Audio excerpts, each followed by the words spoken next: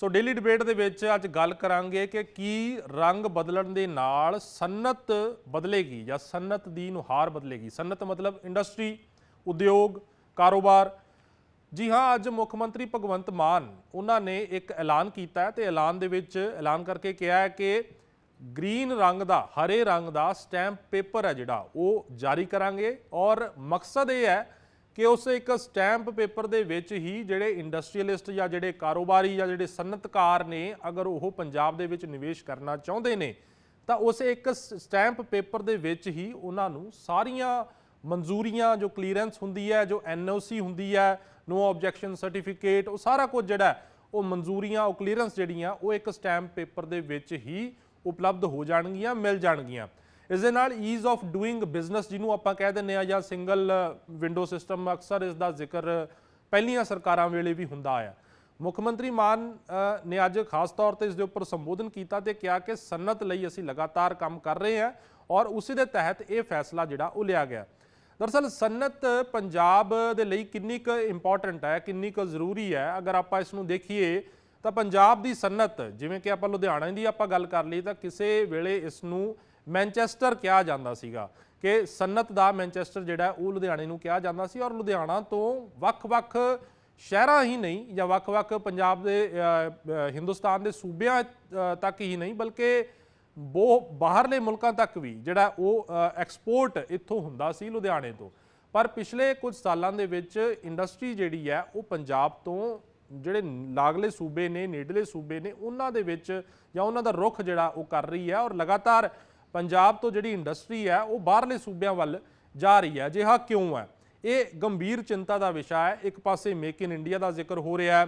Make in India के जो नारे हेठ जिहड़ा कहा जाता है कि भारत दे विच इंडस्ट्री जिहड़ी है उसनूं बढ़ावा मिल रहा है। ये भी गल सच्ची है कि इंडस्ट्रीज़ लग भी रही ने। साडे गवांढी सूबिਆਂ ਦੀ जेकर गल करिए हिमाचल की, जेकर गल करिए हरियाणा की, तो उत्थे ज़ाहिर तौर पर इंडस्ट्री जिहड़ी है वो वध रही है। पर फिर सवाल यह है कि जेकर मेक इन इंडिया के तहत इंडस्ट्री नूं बढ़ावा मिल रहा है, जेकर नालदे सूबिਆਂ ਦੇ ਵਿੱਚ इंडस्ट्री लग रही है, तो पंजाब ਦੇ ਵਿੱਚੋਂ इंडस्ट्री गायब क्यों हो रही है? ਵੱਖ-ਵੱਖ इन्वेस्टमेंट सबमिट भी होए ने, वो पिछलियां सरकारां दे समय भी होए ने, इस वार भी होए ने मुख मंत्री भगवंत मान की सरकार ਦੇ दरमियान। सो हुण जिहड़ा ये फैसला लिया गया है कि एक स्टैंप पेपर ग्रीन कलर या फिर इनू आपां सौखे शब्दों च कलर कोडिंग, जो मुख मंत्री ने भी इसनूं नाम दिता है वो कलर कोडिंग का नाम दिता है कि जिहड़ी वख-वख सनअत ने, जिहड़ियां वख-वख ब्रांचिज़ ने, उन्हां दे लई वख-वख तरीके दे रंगां दे जिहड़े वो स्टैंप पेपर जारी किए जाणगे। इसे तरीके नाल इंडस्ट्री लई हरे रंग का स्टैंप पेपर होएगा जिस दे उपर सारी मंजूरियां, क्लीयरेंसिस जिहड़ियां वो मिल जाणगियां। हुण वड्डा सवाल यह है कि की इस फैसले दे नाल वाकई पंजाब की इंडस्ट्री की नुहार बदलेगी या नहीं बदलेगी? ये खैर समा दसेगा, पर इंडस्ट्री जरूर इस वेले जिहड़ी है वो जूझ रही है पंजाब की। इसनूं लैके अज दी चर्चा करांगे, हर पहलू जिहड़ा विचारांगे, नाल दी नाल ये पहलू भी जरूर विचारांगे कि इंडस्ट्री ठीक है, इंडस्ट्री लई काम तां हो रहा है, पर पंजाब दे जिहड़े बाशिंदे ने उन्हां नूं इस इंडस्ट्री दे विच किन्ना क काम मिल रहा है ਜਾਂ नहीं मिल रहा, घट मिल रहा, वध मिल रहा, तो पंजाब तो बाहर नौजवान छड्ड के क्यों जा रहा जेकर इत्थे दी इंडस्ट्री दे विच उन्हां नूं काम मिल रहा है। खैर पहला ये रिपोर्ट देखो। इस रिपोर्ट दे विच मुख मंत्री भगवंत मान ने अज की कुछ कहा, विरोधी धिर की कुछ कह रही है अज दे इस फैसले नूं लैके, और नाल दी नाल सनअतकार जिहड़ी धिर सीधे तौर पर इस फैसले नाल प्रभावित होनी है वो की कुछ कह रहे हैं, ये इस रिपोर्ट के जरिए समझते हैं। उस तो बाद ग्राफिक्स जरिए कुछ सवाल तुहाडे अगे रखांगे तो फिर सीधा चर्चा ते आवांगे।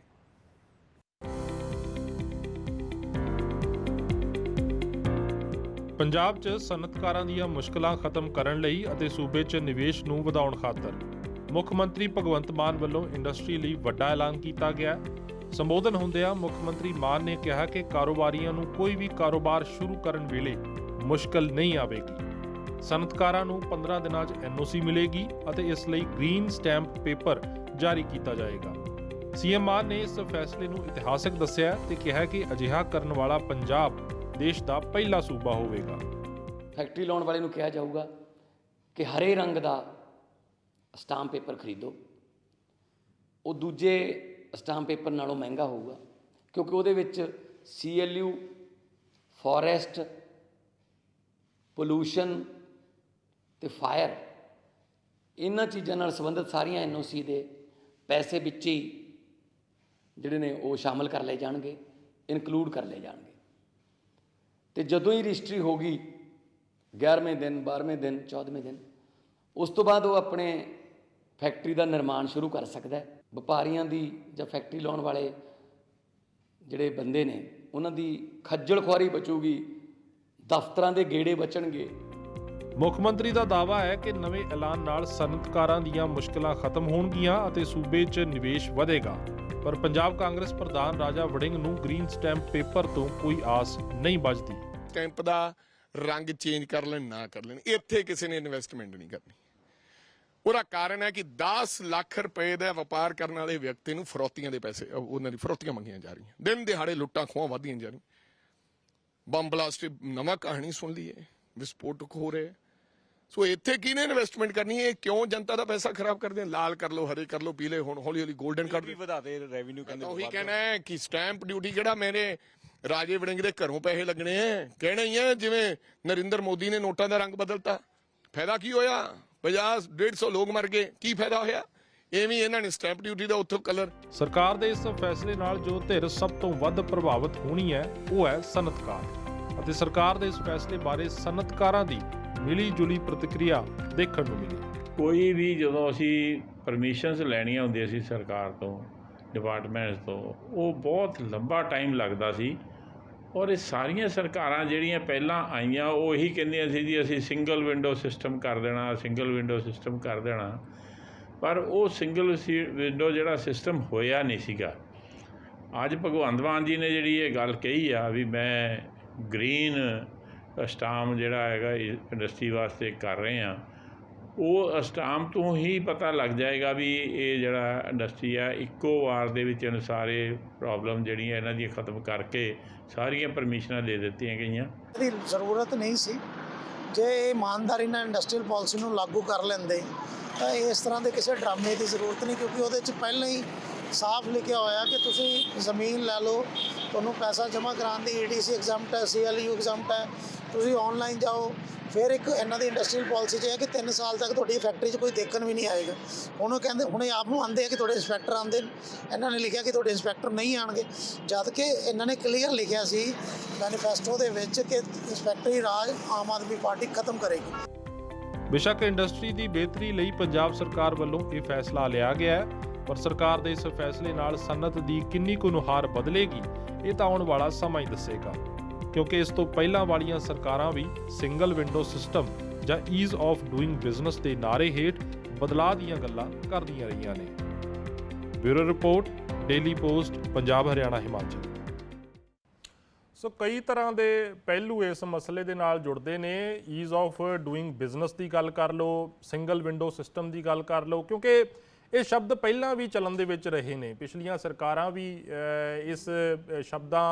ਇਹਨਾਂ ਸ਼ਬਦਾਂ ਦੀ ਵਰਤੋਂ ਜਿਹੜੀ ਹੈ ਉਹ ਕਰਦੀਆਂ ਰਹੀਆਂ ਨੇ, ਔਰ ਹੁਣ ਵੀ ਸਰਕਾਰ ਇਹ ਦਾਅਵਾ ਕਰ ਰਹੀ ਹੈ ਕਿ ਜਿਹੜਾ ਨਵਾਂ ਫੈਸਲਾ ਅਸੀਂ ਕਲਰ ਕੋਡਿੰਗ ਵਾਲਾ ਲਿਆ ਹੈਗਾ ਜਾਂ ਫਿਰ ਗ੍ਰੀਨ ਸਟੈਂਪ ਜਿਹੜੀ ਹੈ ਉਸ ਦਾ ਜ਼ਿਕਰ ਕਰ ਰਹੀ ਹੈ ਸਰਕਾਰ, ਗ੍ਰੀਨ ਸਟੈਂਪ ਪੇਪਰ ਦਾ, ਉਸ ਨੂੰ ਦਾਅਵਾ ਕੀਤਾ ਜਾ ਰਿਹਾ ਕਿ ਇਸ ਸਟੈਂਪ ਪੇਪਰ ਦੇ ਆਉਣ ਦੇ ਨਾਲ ਮੁਸ਼ਕਲਾਂ ਘਟਣਗੀਆਂ, ਜਿਹੜੀ ਇੰਡਸਟਰੀਅਲਿਸਟ ਦੀ ਖੱਜਲ ਖੁਆਰੀ ਹੁੰਦੀ ਆ ਉਹ ਘਟੇਗੀ। ਪਰ ਇਹ ਕਿੰਨਾ ਘਟੇਗੀ, ਘਟਦੀ ਹੈ ਜਾਂ ਨਹੀਂ ਘਟਦੀ ਹੈ, ਖੈਰ ਇਹ ਸਮਾਂ ਇਸ ਨੂੰ ਬਿਹਤਰ ਜਿਹੜਾ ਉਹ ਦੱਸੇਗਾ, ਕਿਉਂਕਿ ਕੋਸ਼ਿਸ਼ਾਂ ਪਹਿਲਾਂ ਵੀ ਹੋਈਆਂ ਨੇ ਕਈ ਤਰ੍ਹਾਂ ਦੀਆਂ।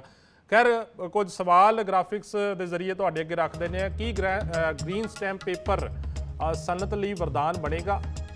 ਕੀ ਗ੍ਰੀਨ ਸਟੈਂਪ ਪੇਪਰ ਸਨਅਤ ਦੀਆਂ ਮੁਸ਼ਕਲਾਂ ਦਾ ਹੱਲ ਜਿਹੜਾ ਉਹ ਕਰੇਗਾ?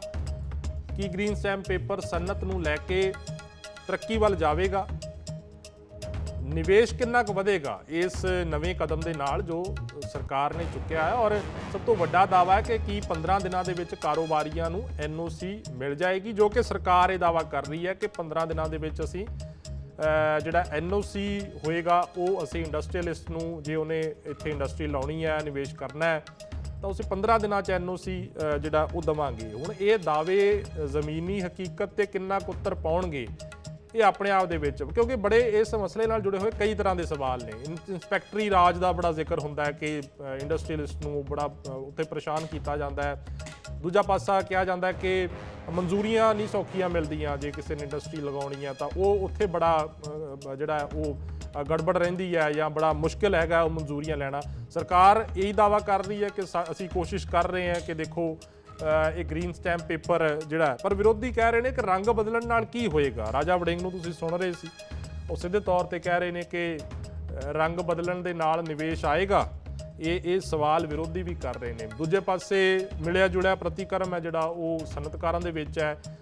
ਕੁਝ ਸਨਅਤਕਾਰ ਕਹਿ ਰਹੇ ਨੇ ਕਿ ਠੀਕ ਹੈ, ਚਲੋ ਜੇ ਫੈਸਲਾ ਲਿਆ ਸਰਕਾਰ ਨੇ, ਪਰ ਫਿਰ ਉਹ ਗੱਲ ਉੱਥੇ ਆ ਜਾਂਦੀ ਹੈ ਕਿ ਜ਼ਮੀਨੀ ਹਕੀਕਤ ਤੇ ਕਿੰਨਾ ਕਿ ਇੰਪਲੀਮੈਂਟ ਹੁੰਦਾ ਹੈ ਜਾਂ ਨਹੀਂ ਹੁੰਦਾ, ਜਾਂ ਇਹਦੇ ਰਿਜ਼ਲਟ ਕੀ ਨਿਕਲਦੇ ਨੇ।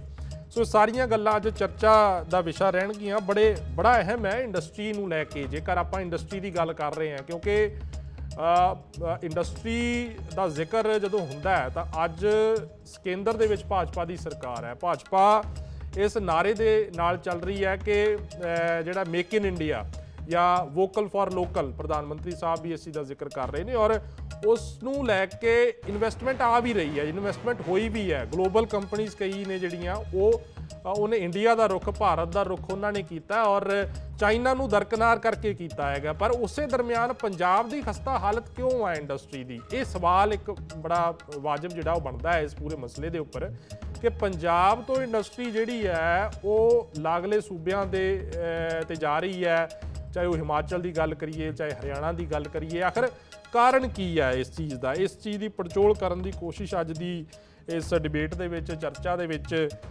ਜਿਹੜੀ ਹੈ ਉਹ ਕਰਾਂਗੇ। ਔਰ ਇੱਕ ਸਵਾਲ ਹੋਰ ਜਿਹੜਾ ਵਿਚਾਰਾਂਗੇ ਉਹ ਇਹ ਹੈ ਕਿ ਠੀਕ ਹੈ, ਚਲੋ ਇੰਡਸਟਰੀ ਲਈ ਹਰ ਸਰਕਾਰ ਦਾਅਵਾ ਕਰਦੀ ਹੈ, ਹੁਣ ਮਾਨ ਸਰਕਾਰ ਵੀ ਦਾਅਵਾ ਕਰ ਰਹੀ ਹੈ ਕਿ ਅਸੀਂ ਕੋਸ਼ਿਸ਼ਾਂ ਕਰ ਰਹੇ ਹਾਂ ਵੀ ਇਨਵੈਸਟਮੈਂਟ ਲਿਆਂਦੀ ਜਾਵੇ, ਇੰਡਸਟਰੀ ਜਿਹੜਾ ਵਧੇ। ਪਰ ਵੱਡਾ ਸਵਾਲ ਤਾਂ ਇਹ ਹੈ ਕਿ ਇੰਡਸਟਰੀ ਠੀਕ ਹੈ, ਅਗਰ ਆਉਂਦੀ ਵੀ ਹੈ ਤਾਂ ਉਸ ਨਾਲ ਪੰਜਾਬ ਦੇ ਬਾਸ਼ਿੰਦਿਆਂ ਨੂੰ ਕਿੰਨੀ ਜਿਹੜੀ ਹੈ ਉਹ ਰੁਜ਼ਗਾਰ ਮਿਲੇਗਾ? ਸਭ ਤੋਂ ਵੱਡਾ ਸਵਾਲ ਤਾਂ ਇਹ ਹੈ, ਅੱਜ ਜੇਕਰ ਪੰਜਾਬ ਦੇ ਲੋਕਾਂ ਨਾਲ ਗੱਲ ਕੀਤੀ ਜਾਵੇ ਤਾਂ ਉਹਨਾਂ ਦਾ ਇੱਕ ਗਿਲਾ ਹੁੰਦਾ ਹੈ ਕਿ ਠੀਕ ਹੈ ਜੀ, ਇੰਡਸਟਰੀ ਤਾਂ ਚਲੋ ਜੇ ਆਏਗੀ, ਪਰ ਸਾਡੇ ਲੋਕਾਂ ਨੂੰ, ਸਾਡੇ ਪੰਜਾਬੀ ਲੋਕਾਂ ਨੂੰ ਕਿੰਨਾ ਕੁ ਰੋਜ਼ਗਾਰ ਉਸ ਦੇ ਵਿੱਚ ਮਿਲੇਗਾ? ਜ਼ਿਆਦਾ ਗਿਲਾ ਇਹ ਵੀ ਕੀਤਾ ਜਾਂਦਾ ਕਿ ਹੋਰਲੇ ਸੂਬਿਆਂ ਤੋਂ ਆ ਕੇ ਜਿਹੜਾ ਉਹ ਘੱਟ ਜਿਹੜਾ ਤਨਖਾਹ ਦੇ ਵਿੱਚ ਲੋਕ ਕੰਮ ਕਰਦੇ ਨੇ ਤੇ ਸਾਡਾ ਰੋਜ਼ਗਾਰ ਖੁੱਸ ਜਾਂਦਾ ਉਸ ਨੂੰ ਲੈ ਕੇ, ਤੇ ਫਿਰ ਅਸੀਂ ਜਿਹੜਾ ਉਹ ਬਾਹਰਲੇ ਮੁਲਕਾਂ ਨੂੰ ਪਲਾਇਨ ਕਰਦੇ ਆ। ਇਹ ਵੀ ਇੱਕ ਇਸੇ ਮਸਲੇ ਦੇ ਨਾਲ ਜੁੜਿਆ ਹੋਇਆ ਇੱਕ ਸਵਾਲ ਇਹ ਵੀ ਹੈਗਾ।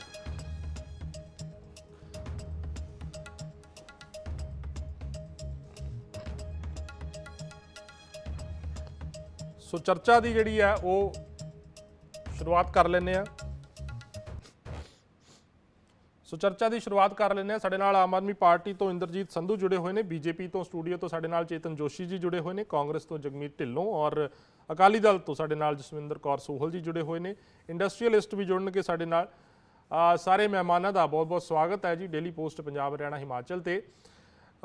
ਸਭ ਤੋਂ ਪਹਿਲਾਂ ਸੰਧੂ ਸਾਹਿਬ, ਤੁਸੀਂ ਕਿਵੇਂ ਦੇਖਦੇ ਹੋ ਜੋ ਤੁਹਾਡੀ ਸਰਕਾਰ ਨੇ ਇਹ ਫੈਸਲਾ ਲਿਆ? ਮੈਂ ਕਈ ਪਹਿਲੂਆਂ ਦਾ ਜ਼ਿਕਰ ਜ਼ਰੂਰ ਕੀਤਾ ਪਹਿਲਾਂ ਕਿ ਖੈਰ ਉਹਨਾਂ ਦੇ ਉੱਪਰ ਵੀ ਆਵਾਂਗੇ, ਪਰ ਆਲ ਇਨ ਆਲ ਤੁਹਾਡੀ ਸਰਕਾਰ ਇਸ ਫੈਸਲੇ ਨੂੰ ਕਿਵੇਂ ਦੇਖਦੀ ਹੈ ਔਰ ਕੀ ਇਸ ਦੇ ਨਾਲ ਤੁਹਾਨੂੰ ਲੱਗਦਾ ਕਿ ਵਾਕਈ ਪੰਜਾਬ ਦੀ ਇੰਡਸਟਰੀ ਦੀ ਨੁਹਾਰ ਜਿਹੜੀ ਹੈ ਉਹ ਬਦਲੇਗੀ? ਕਿਉਂਕਿ ਹੁਣ ਤੱਕ ਤਾਂ ਇਹੀ ਚੱਲਣ ਆਪਾਂ ਦੇਖ ਰਹੇ ਹਾਂ ਕਿ ਪੰਜਾਬ ਤੋਂ ਇੰਡਸਟਰੀ ਜਿਹੜੀ ਹੈ ਉਹ ਪਲਾਇਨ ਕਰ ਰਹੀ ਹੈ ਦੂਜੇ ਸੂਬਿਆਂ ਨੂੰ ਜਾਂ ਫਿਰ ਬੰਦ ਹੋ ਰਹੀ ਹੈ। ਬਲਦੀਪ ਜੀ ਇਹ ਗੱਲ ਹੈ ਕਿ ਮੇਰੇ ਖਿਆਲ 'ਚ ਜਿਹੜੀ ਅੱਜ ਜਿਹੜਾ ਐਲਾਨ ਕੀਤਾ ਗਿਆ ਉਹ ਸਾਰਾ ਮੁੱਖ ਮੰਤਰੀ ਸਾਹਿਬ ਨੇ ਅੱਜ ਜੋ ਇੰਡਸਟਰੀ ਦੇ ਆਪਣਾ ਬਿਆਨ ਜਿਹੜਾ ਹੈ ਉਹ ਦਿੱਤਾ ਹੈ, ਉਹ ਮੇਰੇ ਖਿਆਲ 'ਚ ਸਮੁੱਚੀ ਜਿਹੜੀ ਹੈ ਬਹੁਤ ਹੀ ਨਹੀਂ ਆਖੀ ਜਾ ਸਕਦੀ, ਪਰ ਉਹਦਾ ਜਿਹੜਾ ਇੱਕ ਪਾਰਟ ਹੈ ਜਿਹੜਾ ਉਹ ਜ਼ਰੂਰ ਆਖਿਆ ਜਾ ਸਕਦਾ, ਜਾਂ ਇਹ ਕਹੋ ਕਿ ਇਹਦੀ ਸ਼ੁਰੂਆਤ ਜਿਹੜੀ ਆਖੀ ਜਾ ਸਕਦੀ ਹੈ।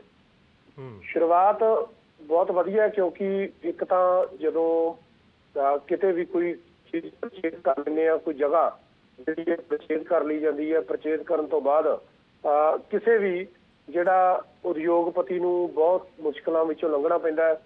ਜਿਵੇਂ ਤੁਸੀਂ ਪਹਿਲਾਂ ਵੀ ਜ਼ਿਕਰ ਕੀਤਾ, ਸਿੰਗਲ ਵਿੰਡੋ ਸਿਸਟਮ ਦਾ ਜ਼ਿਕਰ ਕੀਤਾ, ਔਰ ਇਹਦਾ ਹੀ ਇੱਕ ਦੂਜਾ ਰੂਪ ਹੈ ਜਿਹਨੂੰ ਇਹ ਆਖਿਆ ਜਾ ਸਕਦਾ, ਜਿਹਨੂੰ ਅਸਟਾਮ ਦਾ ਜਿਹੜਾ ਨਾਮ ਦਿੱਤਾ ਗਿਆ ਕਿ ਹਰੇ ਰੰਗ ਦਾ ਅਸਟਾਮ ਜਿਹੜਾ ਗ੍ਰੀਨ ਸਟੈਂਪ ਪੇਪਰ ਜਿਹੜਾ ਲਾਗੂ ਜਿਹੜਾ ਉਹ ਕੀਤਾ ਗਿਆ। ਔਰ ਉਹਦੇ ਨਾਲ ਕੀ ਹੋਏਗਾ ਕਿ ਕਿਸੇ ਵੀ ਜਿਹੜੇ ਜਗ੍ਹਾ ਪਰਚੇਜ਼ ਕਰਨੀ ਹੈ, ਪਰਚੇਜ਼ ਕਰਨ ਤੋਂ ਪਹਿਲਾਂ ਹੀ ਜਿਵੇਂ ਕੋਈ ਰਜਿਸਟਰੀ ਕਰਾਉਣੀ ਹੈ ਤਾਂ ਰਜਿਸਟਰੀ ਕਰਾਉਣ ਤੋਂ ਪਹਿਲਾਂ ਉਹ ਚੀਜ਼ ਇੱਕ ਤਰ੍ਹਾਂ ਦੀ ਵੈਰੀਫਾਈ ਹੋ ਜਾਏਗੀ। ਉੱਥੋਂ ਸਾਰੀਆਂ ਚੀਜ਼ਾਂ ਜਿਹੜੀਆਂ ਨੇ ਉਹ ਚੀਜ਼ ਜਿਹੜੇ ਕੋਈ 20 ਏਕੜ ਵੀ ਜਾਂ ਜਿੰਨੀ ਵੀ ਜ਼ਮੀਨ ਹੈ ਜਿਹੜੀ ਉੱਥੇ ਚਾਹੀਦੀ ਹੈ ਪਾਰਟੀਕੂਲਰ ਕਿਸੇ ਵੀ ਚੀਜ਼ ਵਾਸਤੇ, ਉਹ ਜਿਹੜੀ ਹੈ ਪਹਿਲਾਂ ਜਿਹੜੀ ਉਹਦੀ ਵੈਰੀਫਿਕੇਸ਼ਨ ਜਿਹੜੀ ਇਹਦੇ ਨਾਲ ਜਿਹੜੀ ਹੋ ਜਾਏਗੀ, ਉਹ ਬਾਅਦ ਵਿੱਚ ਉਹਦੇ ਕੋਈ ਦਿੱਕਤ ਨਹੀਂ ਆਊਗੀ। ਕਿਸੇ ਨੂੰ ਜ਼ਮੀਨ ਜਿਹੜੀ ਹੈ ਉਹ ਅਜਾਈ ਨਹੀਂ ਜਾਏਗੀ। ਬਹੁਤ ਤਰ੍ਹਾਂ ਦੀਆਂ ਗੱਲਾਂ ਜਿਹੜੀਆਂ ਨੇ ਹੋ ਸਕਦੀਆਂ ਨੇ। ਔਰ ਦੂਜੀ ਗੱਲ ਜਿਹੜੀ ਇਹਦੇ ਵਿੱਚ ਜਿਹੜਾ ਅੱਜ ਉਹਨਾਂ ਨੇ ਦੱਸਿਆ ਹੈ ਕਿ ਜਿਵੇਂ CLU ਹੈ, ਫੋਰੈਸਟ ਹੈ, ਪੋਲਿਊਸ਼ਨ ਹੈ, ਫਾਇਰ ਹੈ, ਇਸ ਤਰ੍ਹਾਂ ਦੀਆਂ ਬਹੁਤ ਸਾਰੀਆਂ ਜਿਹੜੀਆਂ ਕੜੀਆਂ ਦੇ ਵਿੱਚ ਲੰਘਣਾ ਪੈਂਦਾ ਹੈ, ਤਾਂ ਇਹ ਸਾਰਾ ਕੁਝ ਜਿਹੜਾ ਹੈਗਾ ਉਹਦੀ ਜਿਹੜੀ ਫੀਸ ਹੈ, ਵਾਰ-ਵਾਰ ਉਹਦੀ ਫੀਸ ਨਹੀਂ ਤੁਸੀਂ ਭਰਨੀ, ਫੀਸ ਭਰੀ ਫਿਰ ਅਗਲਾ ਇਸ ਤਰ੍ਹਾਂ ਨਹੀਂ ਹੈ। ਸਾਰੀਆਂ ਫੀਸਾਂ ਜਿਹੜੀਆਂ ਨੇ ਉਹਦੇ ਵਿੱਚ ਇੱਕੋ ਵਾਰੀ ਜਿਹੜੀਆਂ ਉਹ ਭਰੀਆਂ ਜਾਣਗੀਆਂ ਔਰ ਉਹਦੀ ਜਿਹੜੀ ਪਰਮਿਸ਼ਨ ਹੈ ਜਿਹੜੀ ਨਹੀਂ ਸੰਧੂ ਸਾਹਿਬ, ਤੁਹਾਨੂੰ ਲੱਗਦਾ ਵੀ ਇਹਦੇ ਨਾਲ ਈਜ਼ ਆਫ ਡੂਇੰਗ ਬਿਜ਼ਨਸ ਹੋਇਆ ਹੈ? ਕਿਉਂਕਿ ਦੇਖੋ ਜਿਹੜੀਆਂ ਪਰਮਿਸ਼ਨਾਂ ਦੀ ਗੱਲ ਹੋ ਰਹੀ ਹੈ, ਉਹ ਪਰਮਿਸ਼ਨਾਂ ਤਾਂ ਉਸੇ ਤਰੀਕੇ ਨਾਲ ਬਰਕਰਾਰ ਨੇ। ਹੁਣ ਚਲੋ ਇੰਨਾ ਕਹਿ ਕੇ ਉਹ ਇੱਕ ਸਟੈਂਪ ਪੇਪਰ ਤੇ ਆ ਜਾਣਗੀਆਂ, ਪਰ ਉਹ ਪਰਮਿਸ਼ਨਾਂ ਤਾਂ ਘੱਟੋ ਘੱਟ ਲੈਣੀਆਂ ਪੈਣਗੀਆਂ ਨਾ, ਜਾਂ ਜਿਹੜੀ ਕਲੀਅਰੈਂਸ ਦੀ ਤੁਸੀਂ ਗੱਲ ਕਰ ਰਹੇ ਹੋ ਕੋਈ ਕਲੀਅਰੈਂਸ ਲੈਣੀ ਪਏਗੀ? ਜਦੋਂ ਦੇਖੋ ਗੱਲ ਇਹ ਹੈ ਕਿ ਇੱਕ ਤਾਂ ਜਿਹੜੀ ਇੱਥੇ ਦੱਸਿਆ ਗਿਆ ਜੋ ਮੁੱਖ ਮੰਤਰੀ ਸਾਹਿਬ ਦਾ ਬਿਆਨ ਵਿੱਚ ਮੈਂ ਸੁਣ ਰਿਹਾ ਸੀ, ਮੈਂ ਨਜ਼ਦੀਕ ਹੀ ਸੀ ਜਦੋਂ ਉਹਨਾਂ ਦੀ PC ਜਦੋਂ ਹੋ ਰਹੀ ਸੀ, ਤੇ ਉਹ ਜਿਹੜੀ ਉਹਦੇ ਵਿੱਚ ਵੱਡੀ ਗੱਲ ਜਿਹੜੀ ਹੈਗੀ ਹੈ ਰਜਿਸਟਰੀ ਜਿਹੜੀ ਹੈ ਉਹ ਕਿਸੇ ਵੀ ਵਿਅਕਤੀ ਨੇ, ਉਦਯੋਗਪਤੀ ਨੇ ਜਿਹੜੀ ਹੈ ਉਹ ਬਾਅਦ ਵਿੱਚ ਉਹ ਜਗ੍ਹਾ ਦੀ ਕਰਾਉਣੀ ਹੈ। ਪਹਿਲਾਂ ਉਹ ਚੀਜ਼ ਹੈ ਜਿਹੜੀ ਉਹਦੀ ਪਰਮਿਸ਼ਨ ਜਿਹੜੀ ਹੈ ਉਹ ਤੁਹਾਨੂੰ ਮਿਲ ਜੇਗੀ ਉਹ ਜਗ੍ਹਾ ਦੀ, ਤਾਂ ਉਹਦੇ ਨਾਲ ਜਿਹੜਾ ਤੁਹਾਡਾ ਬਹੁਤਾ ਪੈਸਾ ਜਿਹੜਾ ਉਹ ਰਿਸਕ ਜਿਹੜਾ ਤੁਹਾਡਾ ਬਹੁਤ ਜ਼ਿਆਦਾ ਘੱਟ ਜਾਏਗਾ। ਇਹ ਚੀਜ਼ ਜਿਹੜੀ ਹੈ ਇੱਕ ਇਹਦੇ ਲਈ ਵਧੀਆ ਸਟੈਪ ਜਿਹੜਾ ਹੈ ਉਹ ਆਖਿਆ ਜਾ ਸਕਦਾ ਹੈ। ਜਿਹੜੀ ਤੁਸੀਂ ਦੂਜੀ ਗੱਲ ਕਰ ਰਹੇ ਹੋ ਕਿ ਇੰਡਸਟਰੀ ਹੁਣ ਤੱਕ ਕਿਉਂ ਨਹੀਂ ਆਈ ਪੰਜਾਬ ਦੇ ਵਿੱਚ ਜਾਂ ਇਸ ਤਰ੍ਹਾਂ ਦਾ, ਉਹਦੇ ਵਾਸਤੇ ਬਹੁਤ ਸਾਰੇ ਕਾਰਨ ਜਿਹੜੇ ਨੇ ਹੋ ਸਕਦੇ ਨੇ।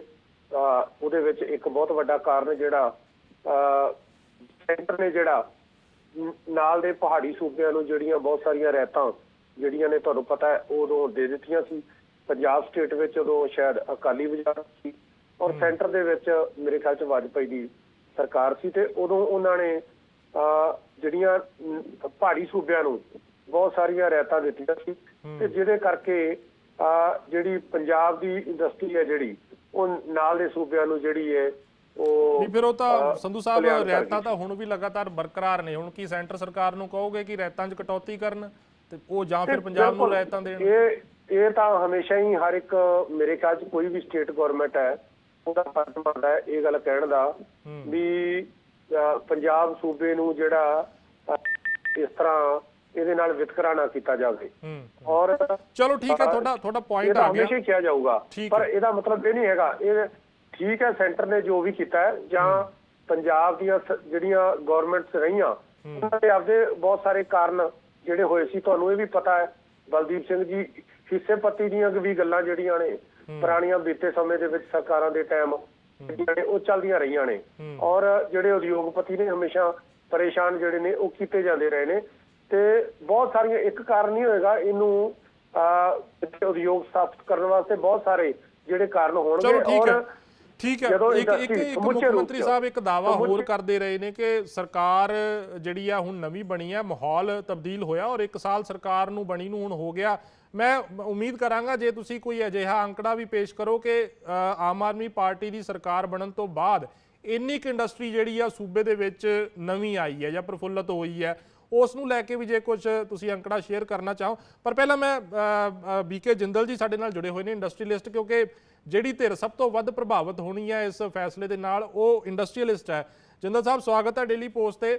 ਜਿਹੜਾ ਫੈਸਲਾ ਸਰਕਾਰ ਨੇ ਲਿਆ ਹੈ ਇਹ ਗ੍ਰੀਨ ਸਟੈਂਪ ਪੇਪਰ ਵਾਲਾ ਜਾਂ ਕਲਰ ਕੋਡਿੰਗ ਦਾ ਵੀ ਇਹਨੂੰ ਕਿਹਾ ਜਾ ਰਿਹਾ ਹੈ, ਕੀ ਕਹਿਣਾ ਚਾਹੋਗੇ ਕਿ ਵਾਕਈ ਇੰਡਸਟਰੀ ਨੂੰ ਫਾਇਦਾ ਹੋਏਗਾ ਇਸ ਦੇ ਨਾਲ? ਕੁਲਦੀਪ ਜੀ, ਸਭ ਤੋਂ ਪਹਿਲਾਂ ਤਾਂ ਮੈਂ ਇਹ ਗੱਲ ਕਹਾਂਗਾ ਕਿ ਸਰਕਾਰ ਨੇ ਮੰਨਿਆ ਕਿ ਇੰਸਪੈਕਟਰੀ ਰਾਜ ਪੰਜਾਬ 'ਚ ਹਲੇ ਵੀ ਹੈ, ਕਿਉਂਕਿ ਜਦੋਂ ਮੈਨੀਫੈਸਟੋ ਬਣਿਆ ਸੀ ਤਾਂ ਉਹ ਵੀ ਕਿਹਾ ਗਿਆ ਸੀ ਕਿ ਪੰਜਾਬ 'ਚ ਸਰਕਾਰ ਆਉਂਦੇ ਹੀ ਇੰਸਪੈਕਟਰੀ ਰਾਜ ਜਿਹੜਾ ਉਹ ਪੂਰੀ ਤਰ੍ਹਾਂ ਖਤਮ ਹੋ ਜਾਏਗਾ।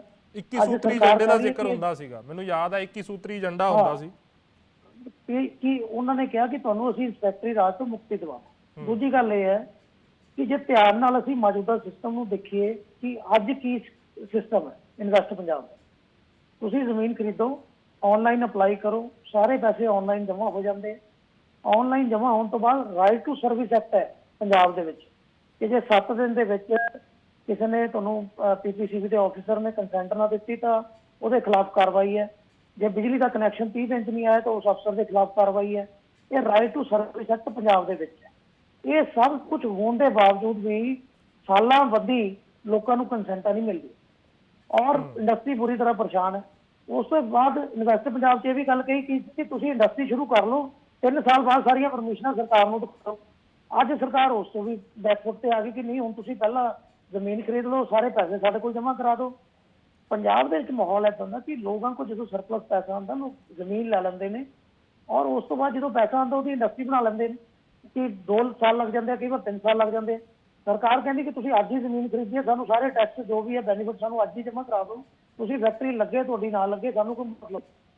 ਇਸ ਕਰਕੇ ਜੇ ਮੌਜੂਦਾ ਸਿਸਟਮ ਨੂੰ ਹੀ ਸਰਕਾਰ ਆਪਣੀ ਨੂੰ ਠੀਕ ਕਰ ਲੇ ਤਾਂ ਇਸ ਤਰ੍ਹਾਂ ਦੇ ਹਰੇ ਨੀਲੇ ਪੀਲੇ ਰੰਗਾਂ ਦੇ ਐਫੀਡੈਵਿਟ ਜਾਂ ਇਸ ਤਰ੍ਹਾਂ ਦੇ ਜਿਹੜੇ ਸਟੈਂਪ ਪੇਪਰ ਨੇ ਉਹਨਾਂ ਦੀ ਬਣਾਉਣ ਦੀ ਜ਼ਰੂਰਤ ਨਹੀਂ ਪਏਗੀ।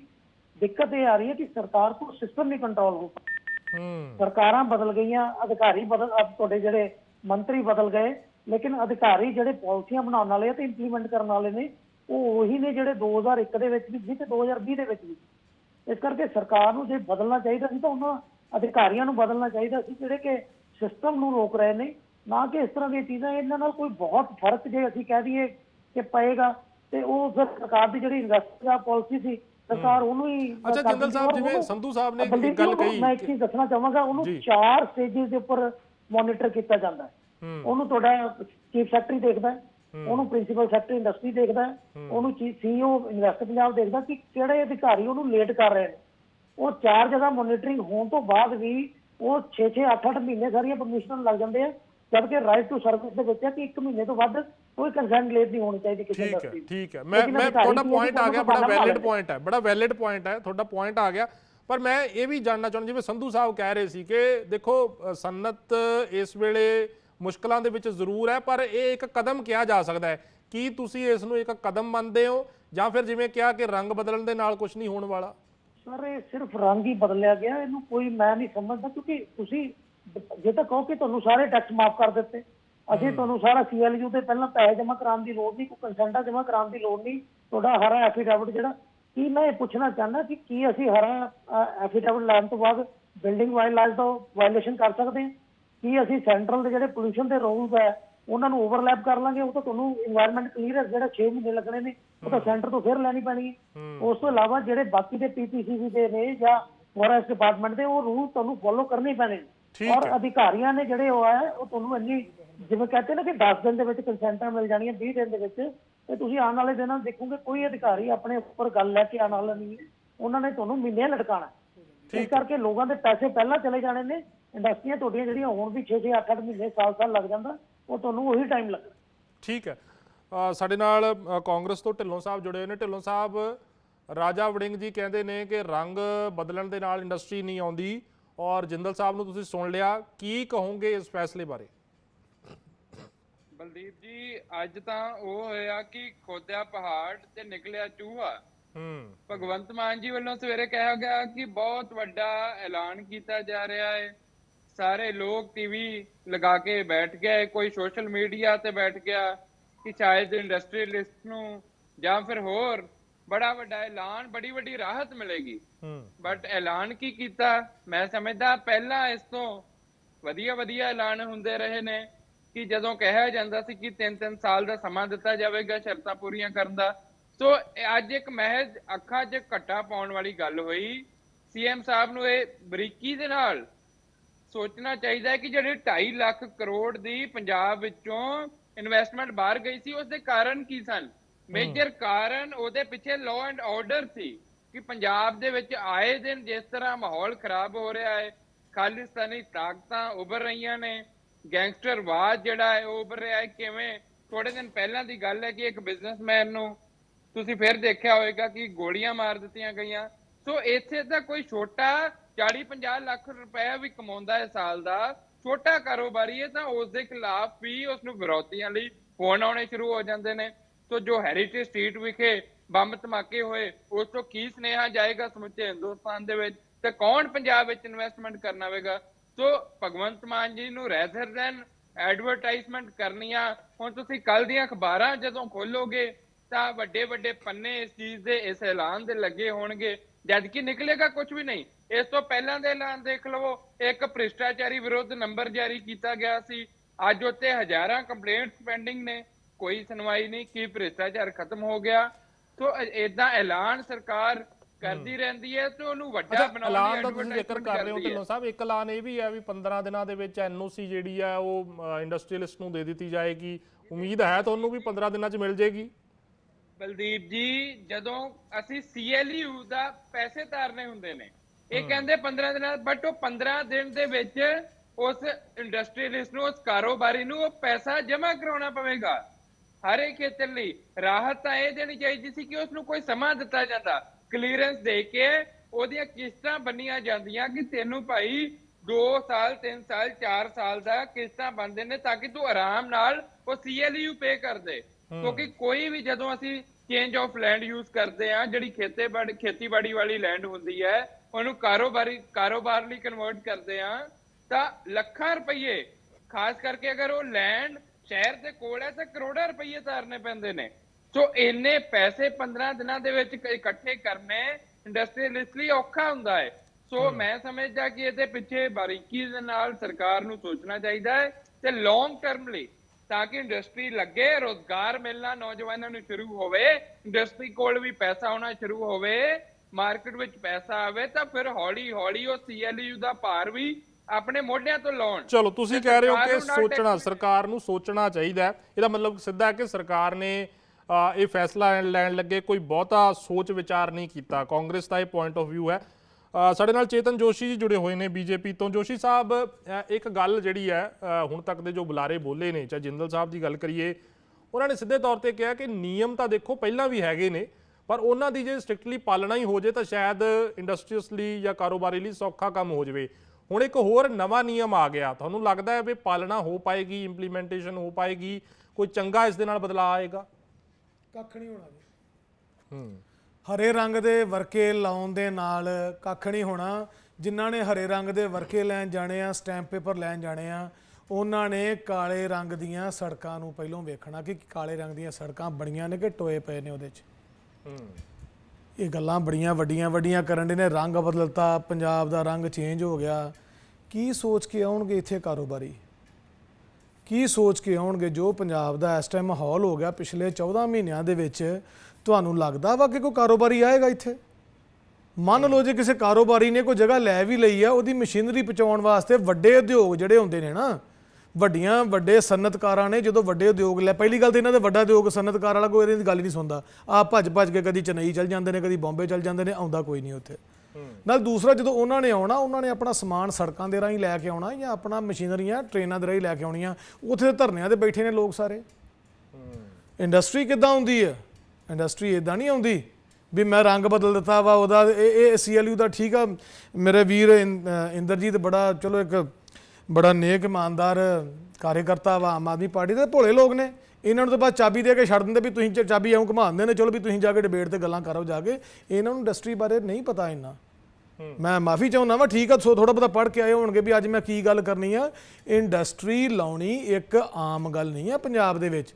ਜੇ ਤੁਸੀਂ ਪੋਲਿਊਸ਼ਨ ਬੋਰਡ ਨੂੰ ਲੈ ਲਓ, ਆ ਮੈਂ ਹੁਣੇ ਖਰੜ ਤੋਂ ਇੱਧਰ ਆ ਰਿਹਾ ਸੀ ਤੁਹਾਡੇ ਚੈਨਲ ਦੇ ਵੱਲ ਹੀ, ਰਸਤੇ 'ਚ ਕਿੰਨੀ ਮਿੱਟੀ ਆਈ ਹੈ ਤੇ ਉੱਥੇ ਕੀ ਗੱਲ, ਉਹ ਜਿਹੜਾ ਪੋਲਿਊਸ਼ਨ ਹੋਣ ਡਿਆ ਉਹ ਕਿਹੜੇ ਖਾਤੇ 'ਚ ਪੈਂਦਾ? ਅੱਜ ਪੋਲਿਊਸ਼ਨ ਡਿਪਾਰਟਮੈਂਟ ਦਾ ਕੋਈ ਬੰਦਾ ਕਿਸੇ ਇੰਡਸਟਰੀ ਜਾਂਦਾ ਨਾ ਤੇ ਲੋਕ ਡਰ ਜਾਂਦੇ ਨੇ, ਪਤਾ ਨਹੀਂ ਕੀ ਲੈਣ ਆ ਗਿਆ। ਦੂਸਰੀ ਗੱਲ, ਇੰਡਸਟਰੀ ਇਕੱਲੀ ਉਸ ਜ਼ਮੀਨ ਦੇ ਨਾਲ ਵੀ ਸੰਬੰਧ ਰੱਖਦੀ ਹੈ ਜਿਨ੍ਹਾਂ ਦੇ CLU ਦੀ ਗੱਲ ਕੀਤੀ ਹੈ। CLU ਦੀ ਕੰਡੀਸ਼ਨਾਂ ਦੇ ਵਿੱਚ ਕੋਈ ਸੁਧਾਰ ਕੀਤਾ? ਜੇ ਇੰਡਸਟਰੀ ਲੱਗਣੀ ਆ, ਉਹ CLU ਕਿੰਨੇ ਕਿਲੋਮੀਟਰ ਦੂਰ ਹੋਣਾ ਚਾਹੀਦਾ ਮੇਨ ਸੜਕ ਤੋਂ? ਜੇ ਉੱਥੇ ਸਕੂਲ ਲੱਗਣਾ ਵਾ ਤੇ ਸਕੂਲ ਦਾ ਕਿੰਨਾ ਗੈਪ ਹੋਣਾ ਚਾਹੀਦਾ ਪਿੰਡ ਤੋਂ? ਜੇ ਉੱਥੇ ਸਕੂਲ ਬਣਿਆ ਵਾ ਤੇ ਉੱਥੇ ਇੱਕ ਮੜੀਆਂ ਹੁੰਦੀਆਂ ਨੇ ਜਾਂ ਉੱਥੇ ਬੁੱਚੜਖਾਨਾ ਹੁੰਦਾ ਵਾ, ਉਹ ਬੁੱਚੜਖਾਨੇ ਦੀ ਦੂਰੀ ਕਿੰਨੀ ਹੁੰਦੀ ਆ?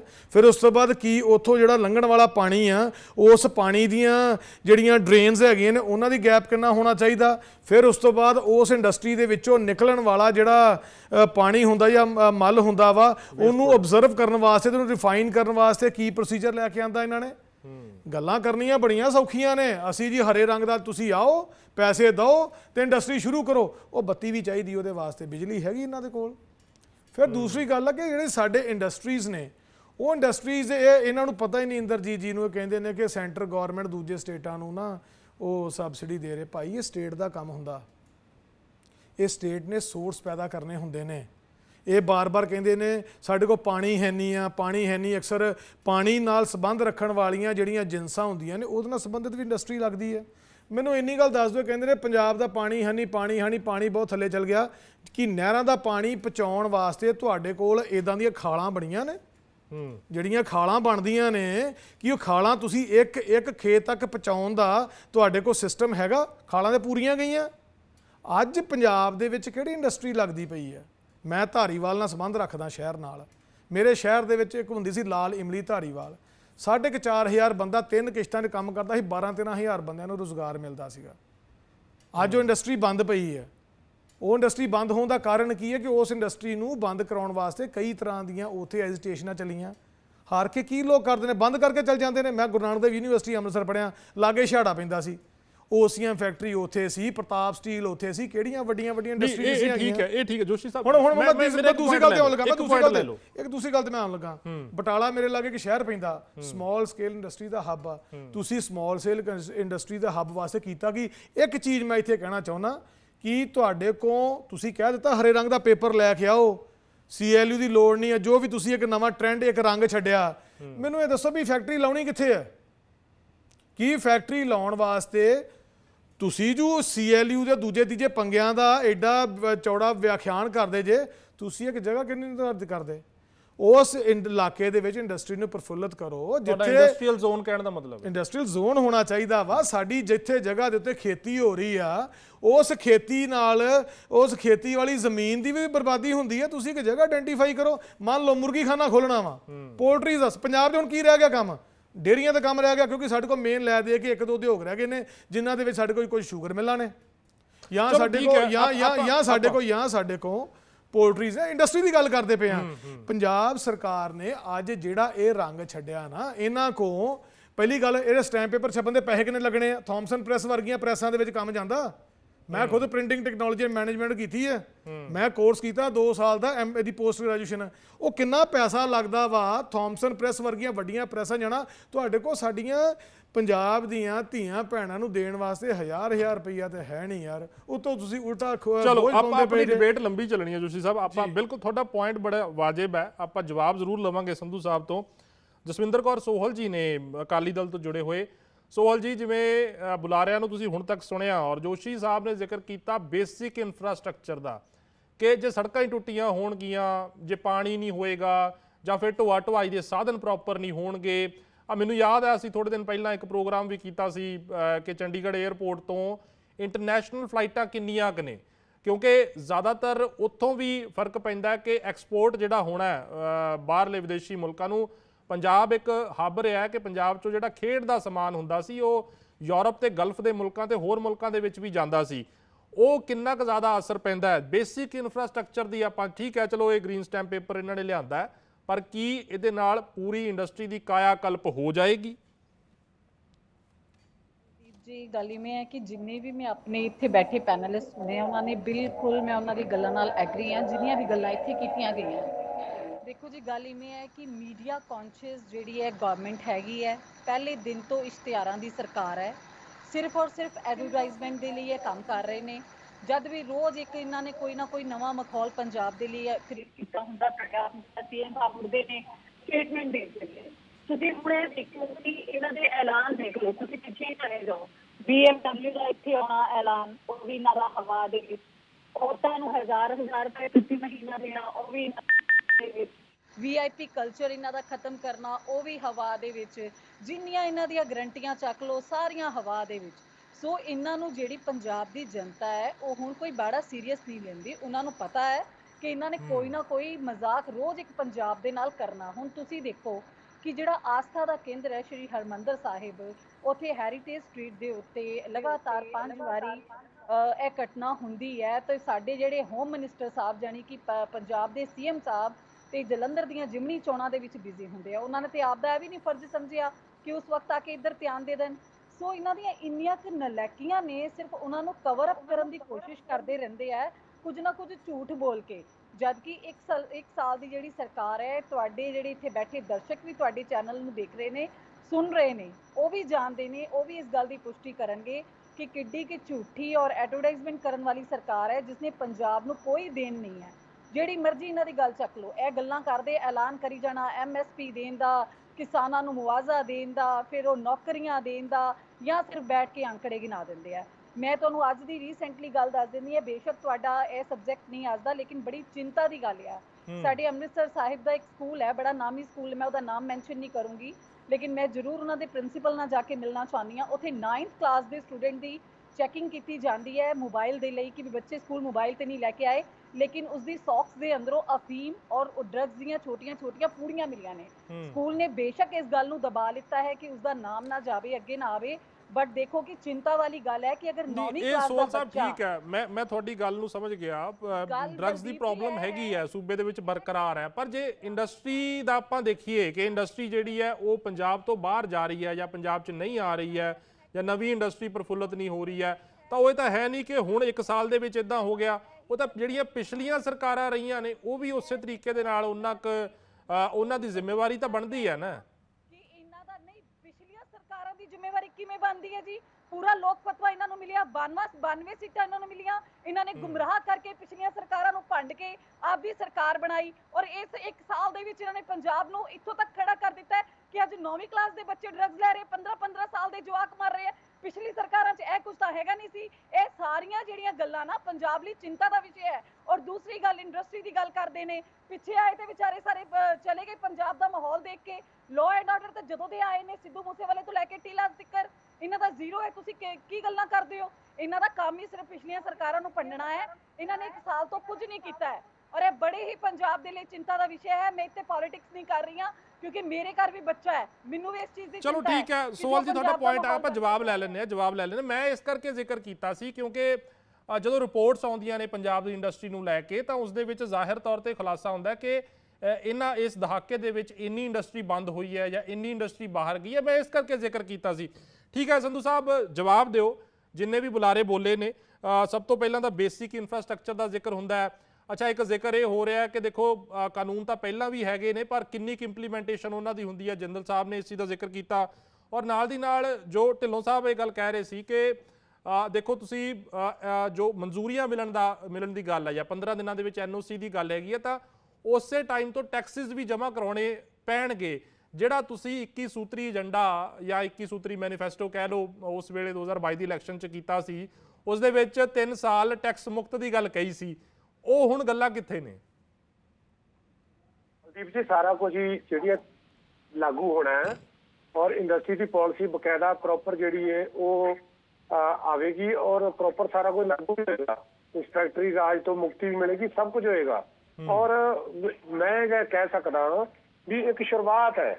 ਔਰ ਕਿਉਂਕਿ ਹੁਣ ਤੱਕ ਇੰਡਸਟਰੀ ਵਾਸਤੇ ਪੰਜਾਬ ਦੇ ਵਿੱਚ ਕੋਈ ਬਹੁਤੇ ਉਪਰਾਲੇ ਨਹੀਂ ਕੀਤੇ ਗਏ, ਬਲਕਿ ਪੰਜਾਬ ਦੇ ਵਿੱਚੋਂ ਇੰਡਸਟਰੀ ਲਾਂਭੇ ਕਰਨ ਵਾਸਤੇ ਜਿਹੜੀਆਂ ਕੋਸ਼ਿਸ਼ਾਂ ਨੇ ਉਹ ਹੀ ਕੀਤੀਆਂ ਗਈਆਂ ਨੇ। ਮੈਂ ਬਹੁਤ ਇਸ ਬਾਰੇ ਹੈਰਾਨ ਹਾਂ ਕਿ ਭਾਜਪਾ ਦੇ ਪ੍ਰਵਕਤਾ ਵੀ ਬਹੁਤ ਵੱਡੀਆਂ ਇੰਡਸਟਰੀ ਦੇ ਹੱਕ 'ਚ ਇੱਥੇ TV ਤੇ ਬੈਠ ਕੇ ਗੱਲਾਂ ਕਰ ਜਾਂਦੇ ਨੇ, ਪਰ ਜਦੋਂ ਪਹਾੜੀ ਸੂਬਿਆਂ ਦੀ ਗੱਲ ਆਉਂਦੀ ਹੈ, ਉਹਨਾਂ ਨੂੰ ਫਾਇਦਾ ਪਹੁੰਚਾਉਣ ਦੀ ਗੱਲ ਆਉਂਦੀ ਹੈ, ਉੱਥੇ ਸਬਸਿਡੀਆਂ ਦੀ ਗੱਲ ਆਉਂਦੀ ਹੈ, ਉੱਥੇ ਜਾ ਕੇ ਸੈਂਟਰ ਦੇ ਅੱਗੇ ਕਦੇ ਵੀ ਮੂੰਹ ਨਹੀਂ ਖੋਲਦੇ ਔਰ ਕੇਂਦਰ ਹਮੇਸ਼ਾ ਵਿਤਕਰੇ ਕਰਦਾ ਹੈ। ਕੇਂਦਰ ਦੇ ਵਿਤਕਰਿਆਂ ਦੇ ਖਿਲਾਫ ਕਦੇ ਨਹੀਂ ਬੋਲਦੇ।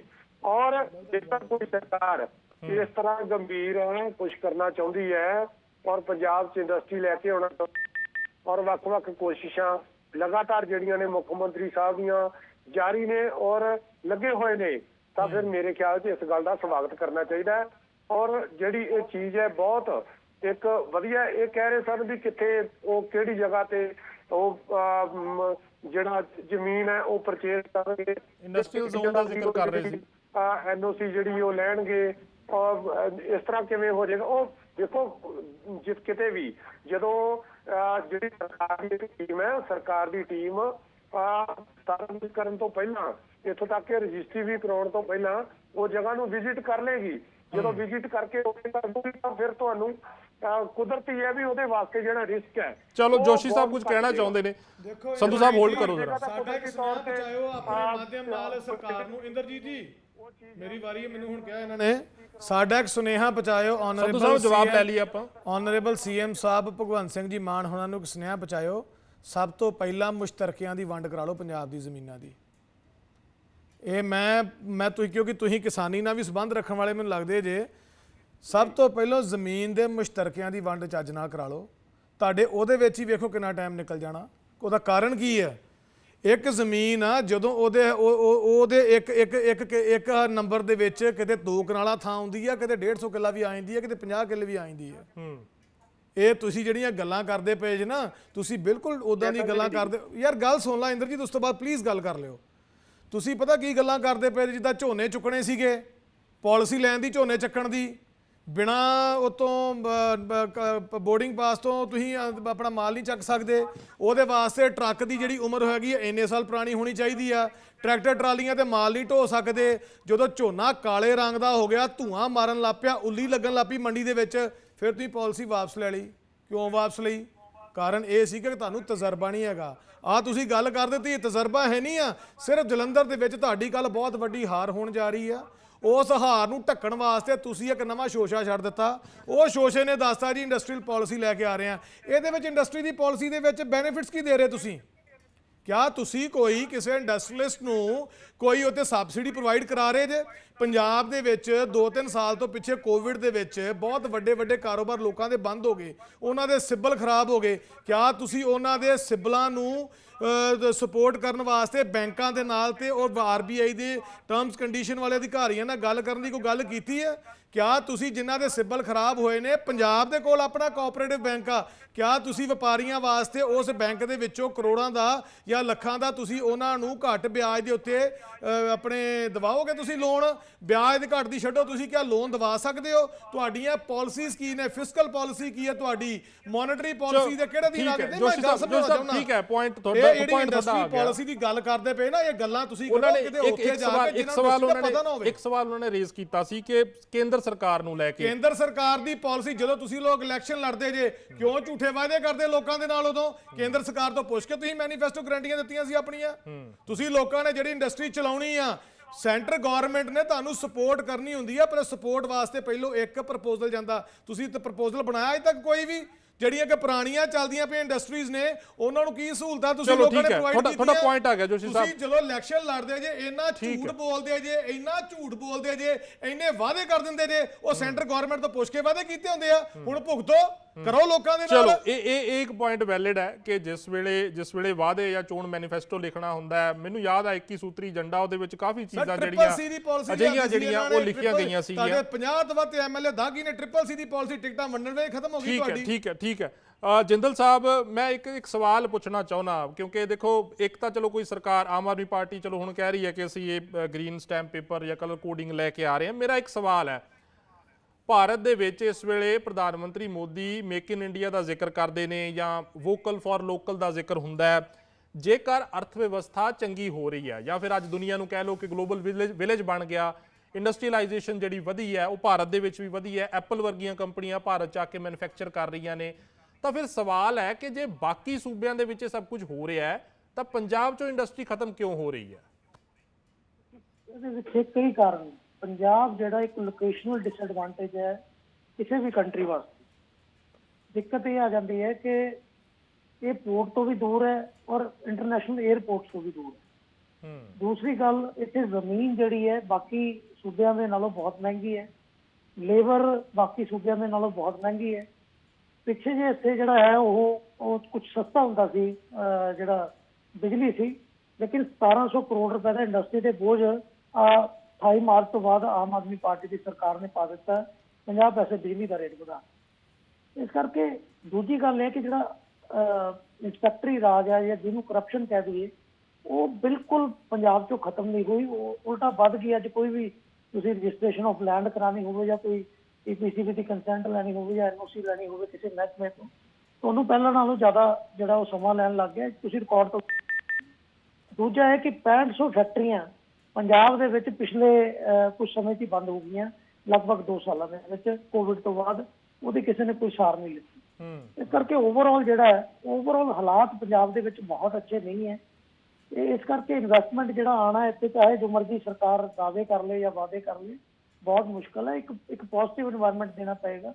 ਅੱਜ ਤੁਸੀਂ ਇੰਡਸਟਰੀ ਲਿਆਣੀ ਹੈ, ਤੁਹਾਨੂੰ ਸ਼ਾਮਲਾਟ ਜ਼ਮੀਨ ਜਿਹੜੀ ਹੈ ਉਹ ਆਫਰ ਕਰਨੀ ਪਏਗੀ ਫ੍ਰੀ ਆਫ ਕਾਸਟ। ਤੇ ਜੇ ਕੋਈ ਬੜਾ ਪ੍ਰੋਜੈਕਟ ਆਉਂਦਾ ਜਿਹੜਾ ਜ਼ਿਆਦਾ ਇੰਪਲੋਇਮੈਂਟ ਕਮਿਟ ਕਰਦਾ ਜਾਂ ਇੱਥੋਂ ਦੇ ਲੋਕਲ ਪ੍ਰੋਡਕਟ ਨੂੰ ਪਰਚੇਜ਼ ਕਰਨ ਦੀ ਕਮਿਟਮੈਂਟ ਕਰਦਾ, ਔਰ ਸਾਨੂੰ ਇਹ ਉਮੀਦ ਸੀ ਕਿ ਸਾਨੂੰ ਅੱਜ ਬਹੁਤ ਵੱਡਾ ਤੋਹਫਾ ਮਿਲੇਗਾ ਕਿ CLU ਦੀ ਫੀਸ। ਅੱਛਾ ਜਿੰਦਲ ਜੀ, ਇੱਕ ਗੱਲ ਨੂੰ ਮੰਨਦੇ ਹੋ ਤੁਸੀਂ, ਜਿਹੜਾ ਇਹ ਵਾਰ-ਵਾਰ ਕੇਂਦਰ ਦਾ ਜ਼ਿਕਰ ਹੋ ਰਿਹਾ ਕਿ ਗਵਾਂਢੀ ਸੂਬਿਆਂ ਨੂੰ ਵੱਧ ਰਿਆਇਤਾਂ ਦਿੱਤੀਆਂ ਗਈਆਂ, ਇਸ ਚੀਜ਼ ਨੂੰ ਕਿਵੇਂ ਦੇਖਦੇ ਹੋ? ਦੇਖੋ, ਇਹ ਪਾਲਿਸੀ 2005-6 ਦੇ ਵਿੱਚ ਸ਼ੁਰੂ ਹੋਈ ਸੀ, ਠੀਕ ਹੈ, ਜਿਹੜੀ ਪਹਿਲਾਂ 2013 ਤੱਕ ਸੀ, ਫਿਰ ਉਹਨੂੰ ਐਕਸਟੈਂਡ ਕਰਕੇ 2020 ਤੱਕ ਹੋ ਗਿਆ। ਉਹਨਾਂ ਦਾ ਇੰਪੈਕਟ ਜਿਹੜਾ ਹੁਣ ਤੁਸੀਂ ਦੇਖ ਲਓ ਨਿਊਟਰਲਾਈਜ਼ ਹੋ ਚੁੱਕਿਆ। ਜਿਹੜੀਆਂ ਫੈਕਟਰੀਆਂ ਥੋੜੀਆਂ ਬਹੁਤ ਚੱਲ ਰਹੀਆਂ ਉਹ ਚੱਲ ਰਹੀਆਂ, ਕਾਫੀ ਇੰਡਸਟਰੀਆਂ ਜਿਹੜੀਆਂ ਨੇ ਉਹ ਵਾਪਸ ਵੀ ਆ ਚੁੱਕੀਆਂ। ਵੱਧੀ ਕੁਝ ਫਾਰਮਾਂ ਦਾ ਜਿਹੜਾ ਸੈਕਟਰ ਹੈ ਉੱਥੇ ਸੈਟਲ ਹੋ ਗਿਆ। ਉਹ ਇੱਕ ਕਾਰਨ ਹੈ ਕਿਉਂਕਿ ਉਹਦੀ ਅਪਰੋਚ ਜਿਹੜੀ ਹੈ ਉਹ ਦਿੱਲੀ ਨਾਲ ਵੀ ਹੈ, ਹਿਮਾਚਲ ਨਾਲ ਵੀ ਹੈ, ਤੇ ਪੰਜਾਬ ਦੇ ਨਾਲ ਵੀ ਹੈ, ਹਰਿਆਣੇ ਦੇ ਨਾਲ ਵੀ। ਇਸ ਕਰਕੇ ਉਹ ਕੋਈ ਨਹੀਂ ਹੈ। ਲੇਕਿਨ ਅੱਜ ਸਾਡੇ ਕੋਲ 20 ਸਾਲ ਦੇ ਵਿੱਚ ਮੌਕਾ ਸੀ ਕਿ ਪੰਜਾਬ 'ਚ ਇੰਡਸਟਰੀ ਆ ਸਕਦੀ ਸੀ। ਅਸੀਂ GST ਲਾਗੂ ਹੋ ਗਿਆ, ਹੁਣ ਤੇ ਉਹ ਫੈਸਿਲਿਟੀਆਂ ਖਤਮ ਹੋ ਚੁੱਕੀਆਂ ਨੇ ਜਿਹੜੀਆਂ ਪੁਰਾਣੀਆਂ ਜਿਹੜੀਆਂ ਮਿਲੀਆਂ ਹੋਈਆਂ ਸੀ, ਚਾਹੇ ਹਿਮਾਚਲ ਨੂੰ ਸੀ, ਚਾਹੇ ਉਹ ਜੰਮੂ ਕਸ਼ਮੀਰ ਨੂੰ ਸੀ। ਲੇਕਿਨ ਉਹਦਾ ਜਿਹੜਾ ਹੁਣ ਰੋਣਾ ਉਹ ਬਹੁਤ ਕੋਈ ਸਹੀ ਨਹੀਂ ਹੈ। ਲੇਕਿਨ ਹੁਣ ਸਾਡੇ ਕੋਲ ਮੌਕਾ ਸੀ ਸਰਕਾਰ ਕੋਲ ਕਿ ਸਰਕਾਰ 5 ਰੁਪਏ ਬਿਜਲੀ ਦੀ ਜਗ੍ਹਾ ਕਹਿੰਦੀ ਕਿ ਅਸੀਂ 4 ਰੁਪਏ ਬਿਜਲੀ ਦੇਵਾਂਗੇ। ਅੱਜ ਘਰਾਂ ਦੀ ਬਿਜਲੀ ਮਾਫ ਕੀਤੀ ਜਾ ਰਹੀ ਹੈ, ਫੈਕਟਰੀਆਂ ਦੇ ਰੇਟ ਵਧਾਏ ਜਾ ਰਹੇ ਨੇ। ਇੱਥੋਂ ਕੀ ਇੰਡਸਟਰੀ ਨੂੰ ਇੱਕ ਮੈਸੇਜ ਆਏਗਾ ਕਿ ਸਰਕਾਰ ਜਿਹੜੀ ਹੈ ਪੂਰੇ ਤੌਰ ਤੇ ਇੰਡਸਟਰੀ ਵਿਰੋਧੀ ਹੈ। ਤੁਸੀਂ ਘਰਾਂ ਨੂੰ ਕਹਿ ਰਹੇ ਹੋ ਕਿ 600 ਯੂਨਿਟ ਫ੍ਰੀ ਦੇਵਾਂਗੇ, ਸਾਨੂੰ ਤੁਸੀਂ 1700 ਕਰੋੜ ਰੁਪਏ ਦਾ ਸਾਡੇ ਤੇ ਆਉਂਦੇ ਬੋਝ ਪਾ ਦਿੱਤਾ। ਠੀਕ ਹੈ ਜਿੰਦਲ ਸਾਹਿਬ, ਮੇਰੇ ਕੋਲ ਸਮਾਂ ਹੁਣ ਥੋੜਾ ਹੈ, ਆਪਾਂ ਇੱਕ ਕਮੈਂਟ ਸਾਰਿਆਂ ਦਾ ਲੈ ਲਈਏ। ਢਿੱਲੋਂ ਸਾਹਿਬ, ਮੈਂ ਜ਼ਿਕਰ ਕੀਤਾ ਸੀ ਕਿ ਠੀਕ ਹੈ ਚਲੋ ਪੇਪਰ ਤਾਂ ਤੁਸੀਂ ਲੈ ਕੇ ਆ ਰਹੇ ਹੋ, ਪਰ ਇੰਡਸਟਰੀ ਨੂੰ ਲੈ ਕੇ ਹੋਰ ਬੜੀਆਂ ਚੀਜ਼ਾਂ ਵੀ ਨੇ, ਇਨਫਰਾਸਟ੍ਰਕਚਰ ਵੀ ਹੈ, ਉਹਦੇ ਵਿੱਚ 에ਅਰਪੋਰਟਸ ਵੀ ਆ ਜਾਂਦੇ ਨੇ, ਕਾਰਗੋ ਫਲਾਈਟਸ ਕਿੰਨੀਆਂ ਕੁ ਨੇ ਜਿਹੜੀਆਂ ਬਾਹਰਲੇ ਮੁਲਕਾਂ ਨੂੰ ਜਾਂਦੀਆਂ ਨੇ, ਉਹ ਸਾਰਾ ਜਿਹੜਾ ਇਨਫਰਾਸਟ੍ਰਕਚਰ ਹੈ ਉਹ ਵੀ ਬੜਾ ਅਹਿਮ ਹੋ ਜਾਂਦਾ, ਚਾਹੇ ਰੋਡ ਨੈਟਵਰਕ ਹੋਵੇ, ਰੇਲ ਨੈਟਵਰਕ ਹੋਵੇ, ਫਿਰ ਸੂਬੇ ਦੇ ਵਿੱਚ ਕਾਨੂੰਨ ਵਿਵਸਥਾ ਕਿਵੇਂ ਦੀ ਹੈ। ਔਰ ਸਭ ਤੋਂ ਅਹਿਮ ਗੱਲ ਜਿਹੜੀ ਆਪਾਂ ਇਸ ਚਰਚਾ ਦੇ ਵਿੱਚ ਬਾਰ-ਬਾਰ ਹੋ ਰਹੀ ਹੈ, ਜਿਹੜੀ ਮੈਂ ਜਿੰਦਲ ਸਾਹਿਬ ਨੂੰ ਵੀ ਪੁੱਛੀ ਹੈ ਕਿ ਸੈਂਟਰ ਦਾ ਸਹਿਯੋਗ ਕਿੰਨਾ ਕੁ ਜ਼ਰੂਰੀ ਹੈ। ਦੇਖੋ ਬਲਦੀਪ ਜੀ, ਕਿ ਇੱਕ ਤੇ ਹੁੰਦਾ ਹੈ ਕਿ ਜਿਹੜਾ ਨਵਾਂ ਪ੍ਰੋਜੈਕਟ ਆਉਣਾ ਹੈ ਉਹ ਕਿਸ ਤਰ੍ਹਾਂ ਆਵੇਗਾ, ਬਟ ਉਸ ਤੋਂ ਵੀ ਵੱਡਾ ਸਵਾਲ ਹੈ ਕਿ ਜਿਹੜੇ ਪ੍ਰੋਜੈਕਟ ਪੰਜਾਬ ਕੋਲ ਸੀ, ਲਾਈਕ ਮੱਤੇਵਾਲ ਜੰਗਲ ਵਿਖੇ ਜੋ ਪ੍ਰੋਜੈਕਟ ਲੱਗਣਾ ਸੀ ਜਿਹਦੇ ਨਾਲ ਸੈਂਕੜੇ ਨੌਜਵਾਨਾਂ ਨੂੰ ਰੁਜ਼ਗਾਰ ਮਿਲਣਾ ਸੀ, ਸਰਕਾਰ ਵੱਲੋਂ ਕਿਹਾ ਗਿਆ ਕਿ ਉਹਦੇ ਲਈ ਇੱਕ ਨਵੀਂ ਜਗ੍ਹਾ ਸਥਾਪਿਤ, ਇਹ ਨਵੀਂ ਜਗ੍ਹਾ ਲੱਭ ਕੇ ਉੱਥੇ ਉਹ ਇੰਡਸਟਰੀ ਲਗਾਈ ਜਾਵੇਗੀ। ਕਿ ਉੱਥੇ ਲੱਗੀ? ਕਿ ਪੰਜਾਬ ਸਰਕਾਰ ਨੇ ਅਜੇ ਤੱਕ ਦੱਸਿਆ ਕਿ ਉਹ ਕਿੱਥੇ ਲੱਗੇਗੀ? ਕਿ ਉਹ ਪੰਜਾਬ ਦਾ ਨੁਕਸਾਨ ਨਹੀਂ ਹੈ। ਤੇ ਸਭ ਤੋਂ ਅਹਿਮ ਗੱਲ, ਪਿਛਲੇ ਸਾਲ ਸਰਕਾਰ ਨੇ ਅਗਸਤ ਮਹੀਨੇ ਦੇ ਵਿੱਚ ਇੱਕ ਆਰਡਰ ਜਾਰੀ ਕੀਤਾ ਕਿ ਜਿੰਨੇ ਵੀ ਪੈਟਰੋਲ ਪੰਪ, ਹੋਟੇਲਸ, ਪੈਲਸ ਜਾਂ ਭੱਠੇ ਜਿਹੜੇ ਰੋਡਾਂ ਦੇ ਨਾਲ ਲੱਗਦੇ ਨੇ, ਸੜਕ ਦੇ ਨਾਲ ਲੱਗਦੇ ਨੇ, ਉਹਨਾਂ ਨੂੰ ਟੈਕਸ ਦੇਣਾ ਪਊਗਾ। ਇੱਕ ਜਿਹੜੇ ਇੰਡਸਟਰੀ ਸੀ ਜਾਂ ਜੋ ਵੀ ਬਿਲਡਿੰਗ ਸੀ ਉਹਨਾਂ ਨੂੰ ਲੱਖਾਂ ਰੁਪਏ ਟੈਕਸ ਪਾਇਆ ਗਿਆ। ਸੋ ਅਜਿਹੇ ਅਸੀਂ ਵਾਅਦੇ ਕੋਈ ਹੋਰ ਕੀਤੇ ਸੀ ਤੇ ਨਵੇਂ ਟੈਕਸ ਕੁਝ ਹੋਰ ਲੈ ਆਏ। ਅਗਰ ਮੈਂ ਤੁਹਾਨੂੰ ਬਲਦੀਪ ਜੀ ਛੋਟੀ ਜੀ ਐਗਜ਼ਾਮਪਲ ਦਵਾਂ, ਪੰਜਾਬ ਦੇ ਵਿੱਚ ਪਿਛਲੇ 3 ਸਾਲਾਂ ਦੇ ਵਿੱਚ 900 ਭੱਠੇ ਬੰਦ ਹੋਏ ਨੇ। ਇਹ ਬੜੀ ਹੈਰਾਨ ਕਰਨ ਵਾਲੀ ਗੱਲ ਹੈ ਕਿਉਂਕਿ ਇੱਕ ਭੱਠਾ ਉਦਯੋਗ ਇੱਕ ਭੱਠਾ ਸੈਂਕੜੇ ਰੋਜ਼ਗਾਰ ਜਿਹੜਾ ਜਨਰੇਟ ਕਰਦਾ ਹੈ। ਤੇ ਉਹਦੇ ਪਿੱਛੇ ਮੇਜਰ ਕਾਰਨ ਕੀ ਹੈ? ਉਹਦੇ ਵਿੱਚ ਸੈਂਟਰਲ ਗਵਰਨਮੈਂਟ ਵੀ ਜ਼ਿੰਮੇਵਾਰ ਕਿ ਕੋਲਾ ਇੰਨਾ ਜ਼ਿਆਦਾ ਮਹਿੰਗਾ ਹੋ ਗਿਆ ਕਿ ਇੱਟ ਪਕਾਉਣੀ ਇੱਕ ਘਾਟੇ ਦਾ ਸੌਦਾ ਹੋ ਗਿਆ, ਜਿਹਦੇ ਨਾਲ ਹਜ਼ਾਰਾਂ, ਪੰਜਾਬ ਦੇ ਵਿੱਚ ਲੱਖਾਂ, ਤਕਰੀਬਨ 1.5 ਤੋਂ 2 ਲੱਖ ਲੋਕ ਬੇਰੁਜ਼ਗਾਰ ਹੋਏ ਜੋ ਲੇਬਰ ਕਰਦੇ ਸਨ, ਮਜ਼ਦੂਰ ਸਨ। ਅਤੇ ਕੱਲੀ ਸੈਂਟਰਲ ਗਵਰਨਮੈਂਟ ਨਹੀਂ, ਪੰਜਾਬ ਗਵਰਨਮੈਂਟ ਵੀ ਜ਼ਿੰਮੇਵਾਰ ਹੈ। ਤਕਰੀਬਨ ਪਿਛਲੇ 1 ਸਾਲ ਦੇ ਵਿੱਚ 300 ਭੱਠਾ ਬੰਦ ਹੋਇਆ। ਉਹਦਾ ਕਾਰਨ ਸੀ ਰੇਤਾ ਦਾ ਮਹਿੰਗਾ ਹੋਣਾ, ਕਿਉਂਕਿ ਰੇਤਾ ਮਹਿੰਗਾ ਹੋਣ ਕਰਕੇ ਕੰਸਟਰਕਸ਼ਨ ਬਹੁਤ ਘਟ ਗਈ। ਜਿਹੜੀ ਸਰਕਾਰ ਕਹਿੰਦੀ ਸੀ ਕਿ ਰੇਤਾ ਮੁਫਤ ਦੇ ਪਾ ਕਰਾਂਗੇ, ਉਹਨਾਂ ਨੇ 8-8 ਹਜ਼ਾਰ ਨੂੰ ਸੈਂਕੜੇ ਟਰਾਲੀ ਕਰ ਦਿੱਤੀ। ਸੋ ਕੰਸਟਰਕਸ਼ਨ, ਲੋਕਾਂ ਘਰ ਬਣਾਉਣੇ ਇੱਕ ਸਟਾਪ ਲੱਗ ਗਿਆ ਤੇ ਜਿਹੜੀ ਲਾਗਤ ਸੀ ਭੱਠੇ ਵਾਲਿਆਂ ਦੀ ਉਹ ਪੂਰੀ ਨਹੀਂ ਹੋਈ। ਸੋ ਇਦਾਂ ਅਗਰ ਅਸੀਂ ਇਦਾਂ ਦੇ ਸਟੈਪ ਲੈਂਦੇ ਰਵਾਂਗੇ ਤੇ ਰੋਜ਼ਗਾਰ ਕਿਸ ਤਰ੍ਹਾਂ ਜਨਰੇਟ ਕਰਾਂਗੇ। ਮੈਂ ਫਿਰ ਕਹਿ ਰਿਹਾ ਕਿ ਕੱਲ ਦੇ ਕਿ ਅੱਜ ਜੋ ਵੀ ਐਲਾਨ ਸੀ, ਸਵਾਏ ਕਦੀ ਹਰੇ ਪੈਨ ਦੀਆਂ ਗੱਲਾਂ ਕਰਦੇ ਨੇ, ਕਦੀ ਹਰੇ ਕਾਗਜ਼ ਦੀਆਂ ਗੱਲਾਂ ਕਰਦੇ ਨੇ, ਬਸ ਮਸ਼ਹੂਰੀ ਹੈ। ਕੱਲ ਨੂੰ ਤੁਸੀਂ ਸਿਰਫ ਪੰਜਾਬ ਦੀਆਂ ਅਖਬਾਰਾਂ 'ਚ ਨਹੀਂ, ਹੋਰ ਵੀ ਸੂਬਿਆਂ ਦੀਆਂ ਅਖਬਾਰਾਂ 'ਚ ਇਹਨਾਂ ਦੀ ਫੋਟੋ ਦੇਖੋਗੇ, ਟੀਵੀ ਤੇ ਫੋਟੋ ਦੇਖੋਗੇ ਤੇ ਨਿਕਲੇਗਾ ਕੁਛ ਨਹੀਂ। ਅਗਰ ਸਰਕਾਰ ਨੂੰ ਰਿਆਇਤ ਦੇਣੀ ਸੀ ਤਾਂ ਸਭ ਤੋਂ ਅਹਿਮ ਗੱਲ CLU ਦੇ ਵਿੱਚ ਦੇਣੀ ਚਾਹੀਦੀ ਸੀ, ਅਤੇ ਜਿਹੜੀਆਂ ਕੰਡੀਸ਼ਨਸ ਨੇ, ਚਾਹੇ ਕੋਈ ਪੋਲਿਊਸ਼ਨ ਨੂੰ ਲੈ ਕੇ ਜਾਂ ਹੋਰ, ਉਹਦੇ ਵਿੱਚ ਥੋੜੀ ਬਹੁਤੀ ਬਣਦੀ ਰਿਆਇਤ ਦੇਣੀ ਚਲੋ ਚਾਹੀਦੀ ਸੀ। CLU ਦੇ ਵਿੱਚ ਰਿਆਇਤ ਦੀ ਗੱਲ ਕਰ ਰਹੇ ਤੀਜਾ ਅਹਿਮ ਪੁਆਇੰਟ ਬਲਦੀਪ ਜੀ, ਤੀਜਾ ਅਹਿਮ ਪੁਆਇੰਟ, ਜਿਹੜੇ ਪੰਜਾਬ ਦੇ ਵਿੱਚ ਇੱਕ ਦੌਰ ਚੱਲ ਰਿਹਾ ਧਰਨਿਆਂ ਦਾ, ਗੱਲ ਤੋਂ ਕੋਈ ਵੀ ਧਰਨਾ ਲਾ ਕੇ ਬੈਠ ਜਾਂਦਾ ਹੈ, ਚਾਹੇ ਕੋਈ ਯੂਨੀਅਨ ਹੁੰਦੀ ਹੈ ਜਿਸ ਦਾ ਕੋਈ ਲੈਣਾ ਦੇਣਾ ਵੀ ਨਹੀਂ ਹੁੰਦਾ, ਤੇ ਬਲੈਕਮੇਲਿੰਗ ਦਾ ਧੰਦਾ ਚੱਲਦਾ ਹੈ। ਇੱਥੇ ਸਨਅਤਕਾਰ ਜੀ ਬੈਠੇ ਨੇ, ਚਾਹੇ ਉਹਨਾਂ ਤੋਂ ਹੀ ਪੁੱਛ ਲਓ, ਪੈਸੇ ਲੈ ਕੇ ਧਰਨੇ ਚੁੱਕੇ ਜਾਂਦੇ ਨੇ। ਅਗਰ ਸਰਕਾਰ ਉਹਨਾਂ ਧਰਨਾਕਾਰੀਆਂ ਤੇ ਵੀ ਥੋੜੀ ਬਹੁਤ ਸਖਤੀ ਵਰਤੇ ਜਿਹੜੇ ਨਜਾਇਜ਼ ਧਰਨਿਆਂ ਤੇ ਬੈਠ ਜਾਂਦੇ ਨੇ, ਇੰਡਸਟਰੀ ਵਾਲਿਆਂ ਨੂੰ ਪਰੇਸ਼ਾਨ ਕਰਦੇ ਨੇ, ਚਾਹੇ ਕੋਈ ਵੀ ਹੋਵੇ, ਉਹਨਾਂ ਤੇ ਵੀ ਜਿੰਨਾ ਤੱਕ ਕੰਟਰੋਲ ਨਹੀਂ ਹੁੰਦਾ, ਉਹਦੇ ਨਾਲ ਮੈਸੇਜ ਸਾਡਾ ਚੰਗਾ ਨਹੀਂ ਜਾਵੇਗਾ। ਚਲੋ ਠੀਕ ਹੈ, ਮੈਂ ਆਪਾਂ ਜਵਾਬ ਲੈ ਲਾਂਗੇ ਉਹਨਾਂ ਪਹਿਲਾਂ ਹੀ ਮੰਦਹਾਲੀ ਵਾਲੀ ਹੈ। ਆਪਾਂ ਸੰਧੂ ਸਾਹਿਬ ਤੋਂ ਜਵਾਬ ਲੈ ਲਾਂਗੇ। ਸੋਹਲ ਜੀ, ਈਜ਼ ਆਫ ਡੂਇੰਗ ਬਿਜ਼ਨਸ ਤੇ ਸਿੰਗਲ ਵਿੰਡੋ ਸਿਸਟਮ, ਜਦੋਂ ਆਪਾਂ ਇੰਡਸਟਰੀ ਦਾ ਜ਼ਿਕਰ ਕਰਦੇ ਆਂ ਪੰਜਾਬ ਦੇ ਵਿੱਚ, ਤਾਂ ਇਹ ਦੋ ਟਰਮਸ ਨੇ ਜਿਹੜੀਆਂ ਉਹ ਵਰਤੀਆਂ ਜਾਂਦੀਆਂ ਨੇ। ਕੀ ਲੱਗਦਾ ਕਿ ਇਹ ਪਹਿਲੀਆਂ ਸਰਕਾਰਾਂ 'ਚ ਵੀ ਵਰਤੀਆਂ ਜਾਂਦੀਆਂ ਸੀ? ਕੀ ਲੱਗਦਾ ਹੈ ਕਿ ਇਹ ਈਜ਼ ਆਫ ਡੂਇੰਗ ਬਿਜ਼ਨਸ ਜਾਂ ਸਿੰਗਲ ਵਿੰਡੋ ਸਿਸਟਮ ਨਹੀਂ ਹੋ ਪਾਇਆ, ਚਾਹੇ ਪਿਛਲੀਆਂ ਸਰਕਾਰਾਂ ਸੀ, ਚਾਹੇ ਹੁਣ ਦੀ ਸਰਕਾਰ ਹੈ? ਪਿਛਲੀਆਂ ਸਰਕਾਰਾਂ ਨੇ ਐਟਲੀਸਟ ਜਿੰਨੇ ਵੀ ਵਾਅਦੇ ਕੀਤੇ ਅੱਜ ਤੱਕ ਉਹਨਾਂ ਨੂੰ ਨਿਭਾਉਣ ਦੀ ਕੋਸ਼ਿਸ਼ ਕੀਤੀ। ਮੈਂ ਖਾਸ ਕਰਕੇ ਸ਼੍ਰੋਮਣੀ ਅਕਾਲੀ ਦਲ ਦੀ ਗੱਲ ਕਰ, ਅਕਾਲੀ ਦਲ ਨੇ ਅੱਜ ਤੱਕ ਜਿੰਨੇ ਵੀ ਵਾਅਦੇ ਕੀਤੇ ਹੈ, ਜਿੱਤਾ ਦੇ ਨਾਲ ਹਰ ਵਾਅਦੇ ਨੂੰ ਪੂਰਾ ਕੀਤਾ ਔਰ ਪੂਰਾ ਕਰਨ ਦੀ ਕੋਸ਼ਿਸ਼ ਕੀਤੀ ਹੈ। ਔਰ ਜਿੱਥੋਂ ਤੱਕ ਕਿ ਅੱਜ ਵੀ ਅਸੀਂ ਗੱਲ ਕਰ ਲਈਏ ਕਿ ਪੰਜਾਬ ਦੀ ਜਿੰਨੀ ਵੀ ਡਿਵੈਲਪਮੈਂਟ ਹੈ ਸ਼੍ਰੋਮਣੀ ਅਕਾਲੀ ਦਲ ਦੇ ਟਾਈਮ ਦੀ ਹੈ, ਚਾਹੇ ਆਪਾਂ ਗੱਲ ਕਰ ਲਈਏ ਰੋਡ ਕਨੈਕਟੀਵਿਟੀਜ਼ ਦੀ, 에ਅਰ ਕਨੈਕਟੀਵਿਟੀਜ਼ ਦੀ, ਅਤੇ ਹੋਰ ਵੀ ਜਿਹੜੀਆਂ ਗੱਲਾਂ ਕਰਦੇ ਜਿਹਦੇ ਵਿੱਚ ਕੀ ਹੈ ਲੋਕਾਂ ਨੂੰ ਦੱਸਦੇ ਆ ਜੀ ਇੱਥੇ ਤਾਂ ਦੇਖੋ ਜੀ ਸਾਡੇ ਕੋਲ ਇਨਵੈਸਟਮੈਂਟ ਕਰੋ, ਸਾਡੀ ਰੋਡ ਕਨੈਕਟੀਵਿਟੀ ਬਹੁਤ ਹੈ ਜਾਂ 에ਅਰ ਕਨੈਕਟੀਵਿਟੀਜ਼ ਹੈ। ਇਹ ਸਾਰੀਆਂ ਪ੍ਰਾਪਤੀਆਂ ਸ਼੍ਰੋਮਣੀ ਅਕਾਲੀ ਦਲ ਦੀਆਂ ਹੈ। ਇਹਨਾਂ ਦੀਆਂ ਆਪ ਦੀਆਂ ਪ੍ਰਾਪਤੀਆਂ ਕਿਹੜੀਆਂ ਨੇ ਤੁਸੀਂ ਇਹ ਦੇਖੋ। ਕਿ ਦੂਸਰੀ ਵੱਡੀ ਗੱਲ ਹੈ ਕਿ ਦੇਖੋ ਇੱਥੇ ਕਿਸੇ ਨੇ ਇਨਵੈਸਟਮੈਂਟ ਨਹੀਂ ਕਰਨੀ। ਜੋ ਇਹਨਾਂ ਨੇ ਪੰਜਾਬ ਦੇ ਹਾਲਾਤ ਬਣਾਤੇ, ਜੋ ਪੰਜਾਬ ਦੀ ਤਸਵੀਰ ਇਹ ਪੂਰੇ ਸੰਸਾਰ 'ਚ ਰਿਪਰੈਜ਼ੈਂਟ ਕਰ ਰਹੇ ਨੇ, ਜੋ ਪੰਜਾਬ ਦਾ ਮਾਹੌਲ ਬਣਿਆ ਪਿਆ ਹੈ ਇਸ ਸਮੇਂ, ਲਾਅ ਐਂਡ ਆਰਡਰ ਜ਼ੀਰੋ ਹੈ ਪੰਜਾਬ ਦਾ। ਤੇ ਇਹ ਵੱਡੀਆਂ ਵੱਡੀਆਂ ਗੱਲਾਂ ਉਹ ਤਾਂ ਐਡਵਰਟਾਈਜ਼ਮੈਂਟ, ਮੈਂ ਤਾਂ ਤੁਹਾਨੂੰ ਪਹਿਲੇ ਹੀ ਕਿਹਾ ਹੈ ਕਿ ਇਸ਼ਤਿਹਾਰਾਂ ਦੀ ਸਰਕਾਰ ਹੈ, ਮੀਡੀਆ ਕੌਨਸ਼ੀਅਸ ਬੰਦੇ ਨੇ, ਇਹਨਾਂ ਨੂੰ ਰੋਜ਼ ਇੱਕ ਨਵਾਂ ਕੋਈ ਨਾ ਕੋਈ ਮਜ਼ਾਕ ਚਾਹੀਦਾ, ਉਹ ਕਰ ਦਿੰਦੇ ਨੇ ਹਵਾ ਦੇ ਵਿੱਚ, ਤੇ ਅਸੀਂ ਤਾਂ ਬਾੜੀ ਇਹਨਾਂ ਦੀ ਸਟੇਟਮੈਂਟ ਨੂੰ ਸੀਰੀਅਸਲੀ ਲੈਂਦੇ ਹੀ ਨਹੀਂ ਹੈ ਜੀ। ਚਲੋ ਠੀਕ ਹੈ ਸੋਹਲ ਜੀ। ਸੰਧੂ ਸਾਹਿਬ, ਲਾਸਟ ਮੈਂ ਰਿਐਕਸ਼ਨ ਤੁਹਾਡਾ ਲਵਾਂਗਾ। ਠੀਕ ਹੈ, ਚਲੋ ਕਿ ਤੁਸੀਂ ਈਜ਼ ਆਫ ਡੂਇੰਗ ਬਿਜ਼ਨਸ ਨੂੰ ਲੈ ਕੇ ਗ੍ਰੀਨ ਸਟੈਂਪ ਪੇਪਰ ਦੀ ਗੱਲ ਕਰ ਰਹੇ ਹੋ, ਪਰ ਮੇਰਾ ਸਭ ਤੋਂ ਬੇਸਿਕ ਜਿਹਾ ਸਵਾਲ ਹੈ, ਇੰਡਸਟਰੀ ਚਲੋ ਜੇ ਆਉਂਦੀ ਹੈ ਪੰਜਾਬ ਦੇ ਵਿੱਚ ਤਾਂ ਉਸ ਦਾ ਲਾਹਾ ਇੱਥੇ ਪੰਜਾਬ ਦੇ ਬਾਸ਼ਿੰਦੇ ਨੂੰ ਕਿੰਨਾ ਕੁ ਮਿਲੇਗਾ? ਇਸ ਦਾ ਜ਼ਿਕਰ ਕਿੰਨਾ ਕੁ ਹੋ ਰਿਹਾ ਹੈ, ਜਾਂ ਸਰਕਾਰ ਉਸ ਨੂੰ ਲੈ ਕੇ ਕੀ ਕੁਝ ਕਰ ਰਹੀ ਹੈ? ਕਿਉਂਕਿ ਆਖਰਕਾਰ ਲੋਕਾਂ ਦੇ ਵਿੱਚ ਇਹ ਗਿਲਾ ਹੁੰਦਾ ਕਿ ਇੰਡਸਟਰੀ ਬੇਸ਼ੱਕ ਆ ਜਾਂਦੀ ਹੈ ਪਰ ਬਾਹਰਲੇ ਸੂਬੇ ਦੇ ਲੋਕਾਂ ਨੂੰ ਰੋਜ਼ਗਾਰ ਮਿਲਦਾ ਹੈ। ਬਿਲਕੁਲ, ਰੋਜ਼ਗਾਰ ਜਿਹੜਾ ਪੰਜਾਬ ਦੇ ਲੋਕਾਂ ਨੂੰ ਕੁਦਰਤੀ ਤੌਰ ਤੇ ਮਿਲੇਗਾ।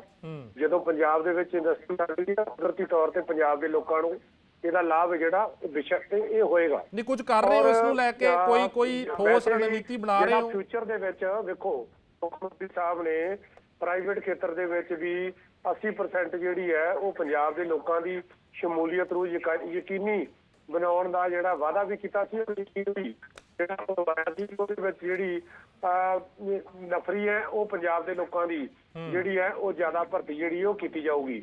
ਉਹ ਜਿਹੜੀ ਢਿੱਲੋਂ ਸਾਹਿਬ ਨੇ ਗੱਲ ਕਹਿ ਕਰਨਾ ਵੀ ਮੈਂ ਇਹਨਾਂ ਦੀ ਚਲੋ ਸਾਰੀ ਗੱਲ ਤਾਂ ਨਹੀਂ ਸੁਣ ਸਕਿਆ ਨੈਟਵਰਕ ਦੀ ਪ੍ਰੋਬਲਮ ਕਰਕੇ, ਪਰ ਇੱਕ ਇਹ ਭੱਟਿਆਂ ਦੀ ਗੱਲ ਕਰ ਰਹੇ ਸਨ ਕਿ 3 ਸਾਲਾਂ ਦੇ ਵਿੱਚ ਭੱਟਿਆਂ ਦੀ ਗੱਲ ਕਰ ਰਹੇ ਸਨ ਕਿ ਪੰਜਾਬ ਤੋਂ ਜਿਹੜੇ ਨੇ ਉਹ ਬੰਦ ਹੋ ਗਏ। ਤਾਂ ਮੇਰੇ ਖਿਆਲ 'ਚ ਕਿਸੇ ਵੀ ਇੰਡਸਟਰੀ ਦੇ ਬੰਦ ਹੋਣ ਪਿੱਛੇ ਕੋਈ 1 ਅੱਧਾ ਜਾਂ 6 ਮਹੀਨੇ ਨਹੀਂ ਲੱਗਦੇ। ਉਹਦੇ ਵਾਸਤੇ ਕੋਈ ਲੰਬੇ ਸਾਲ ਜਿਹੜੇ 5-7 ਸਾਲ ਜਾਂ 8 ਸਾਲ ਜਿਹੜੇ ਨੇ, ਪਰ ਉਹਨਾਂ ਨੂੰ ਰੋਕਣਾ ਵੀ ਤਾਂ ਤੁਹਾਡਾ ਫਰਜ਼ ਬਣਦਾ ਸੀ ਸੰਧੂ ਸਾਹਿਬ। ਠੀਕ ਹੈ, ਮੇਰੇ ਕੋਲ ਸਮਾਂ ਨਹੀਂ ਹੈ। ਬਹੁਤ ਬਹੁਤ ਸ਼ੁਕਰੀਆ ਸਾਰੇ ਮਹਿਮਾਨਾਂ ਦਾ। ਆਮ ਆਦਮੀ ਪਾਰਟੀ ਤੋਂ ਇੰਦਰਜੀਤ ਸੰਧੂ ਜੀ ਜੁੜੇ। ਗੱਲ ਕਰਨਾ ਚਾਹੁੰਦਾ ਸਰ ਇੱਕ ਜੀ ਜੀ ਜਿਹੜੀਆਂ ਵੀ ਇੰਡਸਟਰੀਜ਼ ਦੇ ਬਾਰੇ ਇਹ ਗੱਲ ਕਰਦੇ ਪਏ ਨੇ ਨਾ ਸੰਧੂ ਸਾਹਿਬ, ਮੈਂ ਇੱਥੇ ਇੱਕੋ ਗੱਲ ਕਹਿਣਾ ਔਰ ਜਿਹੜੀ ਗੱਲ ਦੂਜੀ ਮੈਂ ਇੱਕ ਤੁਹਾਡੇ ਮਾਧਿਅਮ ਦੇ ਦੁਆਰਾ ਇੱਕ ਹੋਰ ਗੱਲ ਕਹਿ ਦੇਣਾ ਚਾਹੁੰਦਾ ਬਲਦੀਪ ਸਿੰਘ ਜੀ, ਜਿੱਥੇ ਦੇ ਟਕਰਾਅ ਦੀ ਗੱਲ ਹੁੰਦੀ ਹੈ, ਜਿੱਥੇ ਦਾ ਜਿਹੜਾ ਹੈ ਉਹ ਕੇਂਦਰ ਸਾਡੇ ਤੋਂ ਖੋਹਦਾ ਹੈ ਤਾਂ ਅਸੀਂ ਉੱਥੇ ਵਿਰੋਧ ਕਰਦੇ ਹਾਂ। ਚਲੋ ਮੇਰੇ ਕੋ ਸਮਾਂ ਨਹੀਂ ਹੈ, ਮਾਫ ਕਰਨਾ ਮੈਂ ਜਾਂਦੇ ਜਾਂਦੇ ਜੋਸ਼ੀ ਗੱਲ ਕਹਿ ਦਿੰਦਾ ਜੋਸ਼ੀ ਸਾਹਿਬ ਮੇਰੇ ਨਹੀਂ ਕੋਲ ਸਰ ਜਾਂਦੇ ਜਾਂਦੇ ਮੈਂ ਗੱਲ ਕਹਿ ਦਿੰਦਾ ਮੈਂ ਗੱਲ ਕਹਿ ਦਿੰਦਾ ਪਹਿਲੋਂ ਕਿਸੇ ਇੰਡਸਟਰੀ ਨੂੰ ਲਾਉਣ ਵਾਸਤੇ ਫਾਈਲ ਤਿਆਰ ਕਰਕੇ ਘਰੋਂ ਨਿਕਲੋ, ਫਿਰ ਤੁਹਾਨੂੰ ਪਤਾ ਲੱਗੂ ਇੰਡਸਟਰੀ ਲਾਉਣੀ ਕਿੰਨੀ ਔਖੀ ਹੈ। ਚਲੋ ਠੀਕ ਠੀਕ ਹੈ, ਹੈ, ਗੱਲ ਮੈਂ ਬਾਅਦ ਚ ਕਰੂੰਗਾ ਤੁਹਾਡੇ ਨਾਲ। ਠੀਕ ਹੈ, ਸ਼ੁਕਰੀਆ ਸਾਰੇ ਮਹਿਮਾਨਾਂ ਦਾ ਬਹੁਤ-ਬਹੁਤ ਧੰਨਵਾਦ। ਆਮ ਆਦਮੀ ਪਾਰਟੀ ਤੋਂ ਸੰਧੂ ਜੀ ਜੁੜੇ, ਬੀਜੇਪੀ ਤੋਂ ਚੇਤਨ ਜੋਸ਼ੀ ਜੀ, ਕਾਂਗਰਸ ਤੋਂ ਜਗਮੀਤ ਢਿੱਲੋਂ, ਸ਼੍ਰੋਮਣੀ ਅਕਾਲੀ ਦਲ ਤੋਂ ਸੋਹਲ ਜੀ ਜੁੜੇ ਔਰ ਇੰਡਸਟਰੀਅਲਿਸਟ BK ਜਿੰਦਲ ਵੀ ਜੁੜੇ। ਸਾਰੇ ਮਹਿਮਾਨਾਂ ਦਾ ਧੰਨਵਾਦ। ਸੋ ਇੰਡਸਟਰੀ ਨੂੰ ਲੈ ਕੇ ਚਰਚਾ ਹੋ ਰਹੀ ਸੀ। ਸਰਕਾਰ, ਪੰਜਾਬ ਸਰਕਾਰ ਜਿਹੜੀ ਹੈ ਅੱਜ ਉਹ ਗ੍ਰੀਨ ਸਟੈਂਪ ਪੇਪਰ ਜਾਂ ਕਲਰ ਕੋਡਿੰਗ ਨਾਮ ਦਾ ਇੱਕ ਨਵਾਂ ਐਲਾਨ ਜਿਹੜਾ ਉਹਨਾਂ ਨੇ ਕੀਤਾ ਤੇ ਦਾਅਵਾ ਕੀਤਾ ਕਿ ਇੰਡਸਟਰੀ ਨੂੰ ਇਸ ਦੇ ਨਾਲ ਫਾਇਦਾ ਹੋਏਗਾ ਔਰ ਇੰਡਸਟਰੀਅਲਿਸਟ ਦੀ ਖੱਜਲ ਖੁਆਰੀ ਜਿਹੜੀ ਹੈ ਉਹ ਨਹੀਂ ਹੋਏਗੀ। ਦੇਖਣਾ ਹੋਗਾ ਕਿ ਆਉਣ ਵਾਲੇ ਸਮੇਂ ਦੇ ਵਿੱਚ ਪੰਜਾਬ ਦੀ ਇੰਡਸਟਰੀ ਨੂੰ ਕਿੰਨਾ ਕੁ ਲਾਹਾ ਇਸ ਦਾ ਮਿਲਦਾ ਹੈ। Daily Post, Punjab, Haryana, Himachal. Journalism of hope.